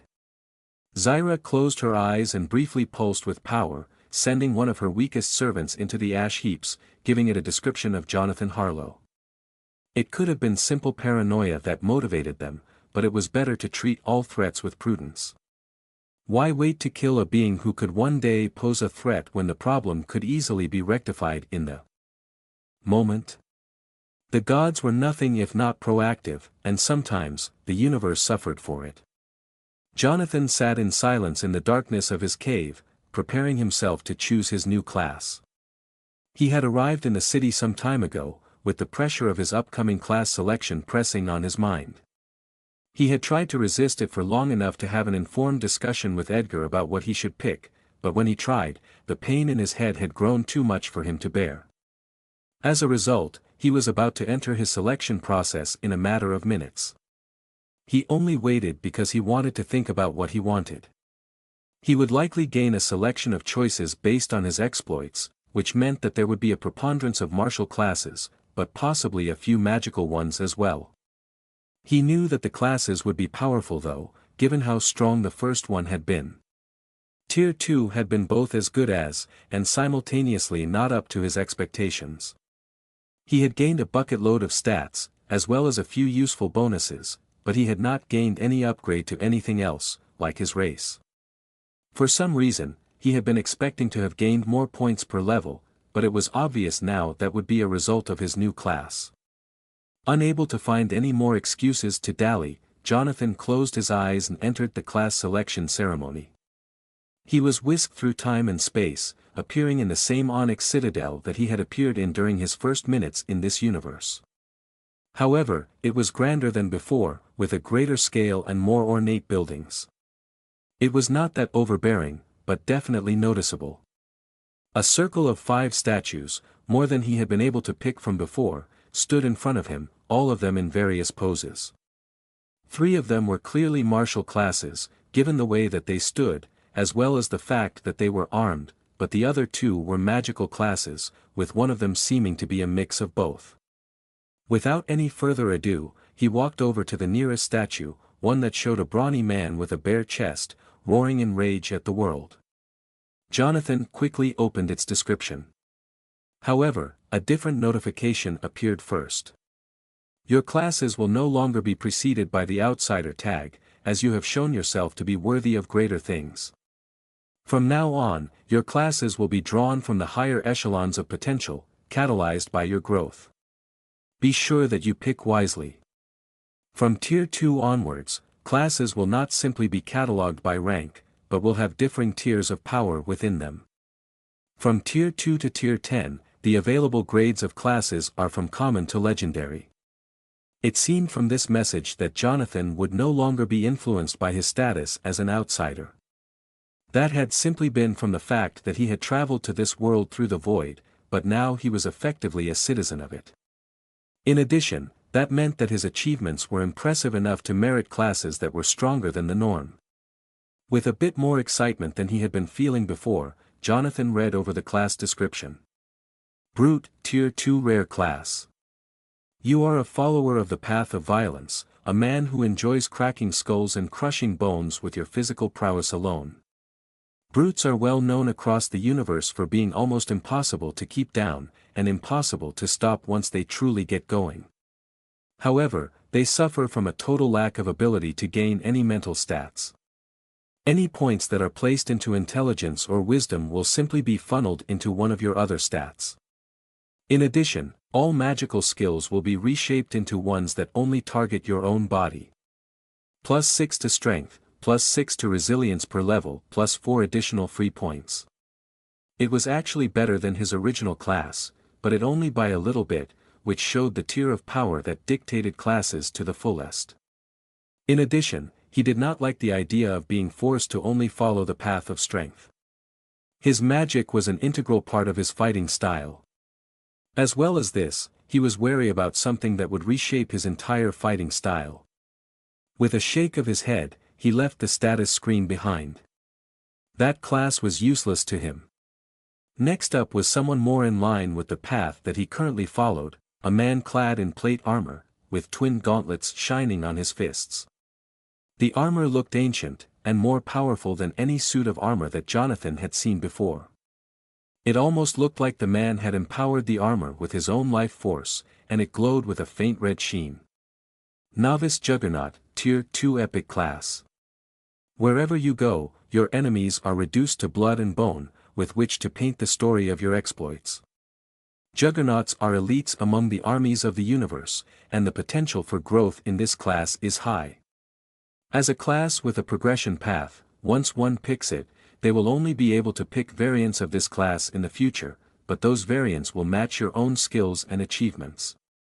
+6 to strength, +6 to resilience, plus 3 to Constitution per level, plus 3 additional free points. This class was a lot better, and it seemed to have greater potential than the other one that he had been offered. In addition, he was beginning to start to see the demarcations between the classes. This one, as an epic class, gave him an additional 2 points as opposed to a rare one. If that held true, then a legendary class would give him 20 points per level, unless it was even more powerful than he was expecting, as well as possibly having other benefits as well. It was nothing like the huge difference in power between Outsider and his other class options, but it was a strong foundation for the future in any case. He withheld judgment on Novice Juggernaut for now, moving on to the final martial class. This one was another bare-chested man, but he was not bulky like the brute statue had been. He was standing in a martial arts stance, one that seemed almost perfect to Jonathan's eyes. Intrigued, he opened the description. Novice Fist Dancer, Tier 2 Epic Class. Fist Dancers are some of the most powerful unarmed fighters in the universe. They use either their bare fists or the barest of protections to fight. You have stepped on this path with your creation of your own martial style, while still only in Tier 1. As a pathway skill-related class, its development and future class upgrade options will be shaped by your progression in that skill. Plus 6 to Strength, plus 6 to Dexterity, plus 3 to Resilience per level, plus 3 additional free points. It gave the same amount of points as the other epic class, but in a different way. This one was focused on speed and power rather than durability. It was also an interesting class, but Jonathan could sense that better things were waiting for him with the last 2 statues. His intuition told him that he would not be disappointed about what he would find there. The nearest one was the Pure Mage class, and it showed a man wearing dark robes, and surrounded by a crackling storm of purple light. In fact, it almost looked like his void energy. Could it be that his exploration of his connection to that element had driven a special class to be formed for him? Excited, he opened the description. Novice Voidcaster, Tier 2 Legendary Class. The Void is the most destructive force in the universe, and you have learned how to channel it, drawing its power into your mana and techniques.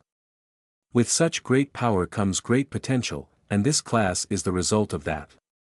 Fusing pure destructive power with magical supremacy, Voidcasters can destroy all that stands in their way. Plus 10 to Intelligence, plus 10 to Wisdom per level, plus 2 additional free points. Jonathan raised his eyebrows at the incredibly powerful class before him. It was actually a bit stronger than he had expected, giving 22 points rather than 20, which made sense, given that it was the best possible class that he could have gotten. He almost picked it there and then, but decided to hold out for the last one. The final statue was one of a man who was seemingly a mix between the 2 paths that he had been shown. The man was clad in armor, and each fist blazed with magical energy. Jonathan began to feel a connection to the statue as soon as he saw it, and he opened the description. Novice Elemental Juggernaut, Tier 2 Legendary Class. Blending magical power and physical might, you tread the path between the paths, using elemental energy to supplement your abilities. Mana holds no mysteries for you, and you focus equally on all of your abilities. While this is a balanced class, with no true strengths in any area, it makes up for this with unmatched potential and versatility. Plus 3 to all stats per level, plus 4 additional free points. It was basically an upgraded version of his Outsider class, and it was now up to him to weigh it against the merits of the other legendary class offered to him. Jonathan had no intention of settling for anything less than the best. Both classes had their strengths, and Voidcaster seemed to be a bit more powerful given that it was skewed almost entirely towards magical power, and his void energy. However, Jonathan was still wary of locking himself into one path to power. Still, it was a very hard choice to make. He thought over it for a few minutes, agonizing over whether one class or the other was a better option. Finally, he made his choice. He was already walking along the path of versatility anyway, and there was not really any reason to change that. He quickly picked Novice Elemental Juggernaut, and the world crumbled around him. Jonathan found himself back in the cave, and he instinctively opened his stat sheet. Jonathan Harlow. Tier 2. Void Human, Advanced. Divinity Aspect, Void Hegemon. Elemental Mastery, 7%. Elemental Juggernaut, Tier 2 Legendary. Level 100. 92 free. Points. Strength. 669. Dexterity. 572. Constitution. 376. Resilience. 434. Intelligence. 396. Wisdom. 389. Divinity. 10. Health 5640/5640. Stamina 10035/10035. Mana 5940/5940. Titles. True Unbound Spirit, Unique. Nascent God, Transcendent. Lesser Xenocide, Legendary. Iron Will, Epic. Leader of Men, Epic. Refined Form, Epic. Giant Slayer, Epic. Avenger, Epic. Lineage Hunter, Rare. Righteous Killer, Rare. Skills. Hungering Decay, Mythical. Smite, Legendary. Rune Savant, Legendary. Void Drill, Legendary. Basic True Sight, Legendary. Sense the Weave, Legendary. Warrior's Trance, Epic. Void Rocket, Epic. Battle Focus, Rare. Impact, Rare. Focused Scry, Rare. Runes of Power, Rare. Redirect, Uncommon. Pathway Skills. Mana Manipulation, Journeyman 1. Runecrafting, Apprentice 8. Martial Arts, Apprentice 8. True Sight, Apprentice 5. Martial Path. Flowing Hurricane, Apprentice 5. Quests. The Strongest. Hellbreaker, Impossible. Complete Vengeance, SSS. Jonathan closed his stat sheet, ecstatic about the power that he had gained. He had not gained anything from his new class yet, as it had not leveled yet, but he had a plethora of added power from his various level-ups and fights since he had checked last. His stamina was now in the quintuple digits, a huge leap from before. Another notification waited for him however, and he quickly opened it. For reaching Tier 2, you can now choose a new boon, based on your class. These boons can only be upgraded once per tier. Available Tier 2 boons. Juggernaut Body. Elemental Focus. There were only 2 available boons, one for each aspect of his class, but they both seemed more powerful than the Tier 1 boons had been. However, the first one seemed more useful for now, as his skill set focused on physical might. In addition, the lack of an explanation meant that he could not make an informed decision. He quickly selected Juggernaut Body. Immediately, pain ripped across his body, and his muscles and bones became denser, increasing his defense. Then the feeling was gone. Jonathan got to his feet, and he could feel the power of his tear-up coursing through him, enhancing his body and supporting its functions. He felt no hunger or thirst, or any tiredness for that matter. He knew that he could still eat or drink, or even sleep for that matter if he wanted to, but he had no need for such things anymore. It seemed that Tier 1 had been akin to a sort of tutorial, but now he had reached the beginnings of true power. Getting to his feet, Jonathan clenched his fist, and closed his eyes, feeling the connection to his new class. It felt incredible. He opened his eyes and walked out of the cave, taking in the city below. Little had changed since he had first left, but some of the buildings were more finished now, and it looked as if his people were doing well for themselves. As members of his faction, the citizens of the city were his responsibility, and his new power would help him protect them. He was starting to realize that his journey would be useless without allies, especially as he moved between circles of the hells. If there was no allied presence left behind him, then the state of the world would simply return to what it had been before. As Jonathan looked down at the walled city below, he unleashed his aura to its fullest, wanting to feel for himself what it was like. A dome of purple energy, mixed in with the golden light of his divinity, spread outwards from him, and ripples of secondary power shot out in all directions. A few moments later, he saw a man flying through the air towards him. It seemed as if Edgar had felt his aura. Edgar touched down in front of Jonathan, smiling broadly. "You did it. How is the new class feeling?" Edgar asked. "Pretty good. I was able to get the most powerful class possible for this tier, it seems." "Hopefully you will be able to do the same," Jonathan replied. "Most powerful class?" Edgar asked, frowning. "What do you mean? It looks like classes past tier 2 are ranked in the same way as skills. Did you not know that from your time in Telvaria? Like I said before, the access to information that tier 1s had was severely limited. There was almost no information about the power that the later tiers entailed. However, this sounds like it is even more promising than I expected. Well, how about we get you to tier 2 as well? I am nowhere near strong enough to defeat Granath yet, and it would be a better use of our time in the near future to bulk up the defenses of this city. If these people could find us, I doubt that we have much longer until the forces of Granath come knocking on the gates. When that happens, we need to be ready. 2 tier 2 fighters will be a lot better than 1, especially if I level up a bit more with my new class. I would wish for nothing less. How will we make sure that the city remains safe in our absence through? If we both leave, it will be extremely vulnerable, Edgar said, frowning. I can use one of my skills to attract some monsters a bit away from the city. We can do it far away enough that they will not find this place, but close enough that we can retreat at a moment's notice. Does that sound reasonable enough? Edgar only nodded in response, and Jonathan started to get ready to leave. Edgar was already in his armor, and as such there was little to do between the two men. They both were in the habit of being prepared at all times, a task that was made far easier by their lack of a need for sleep.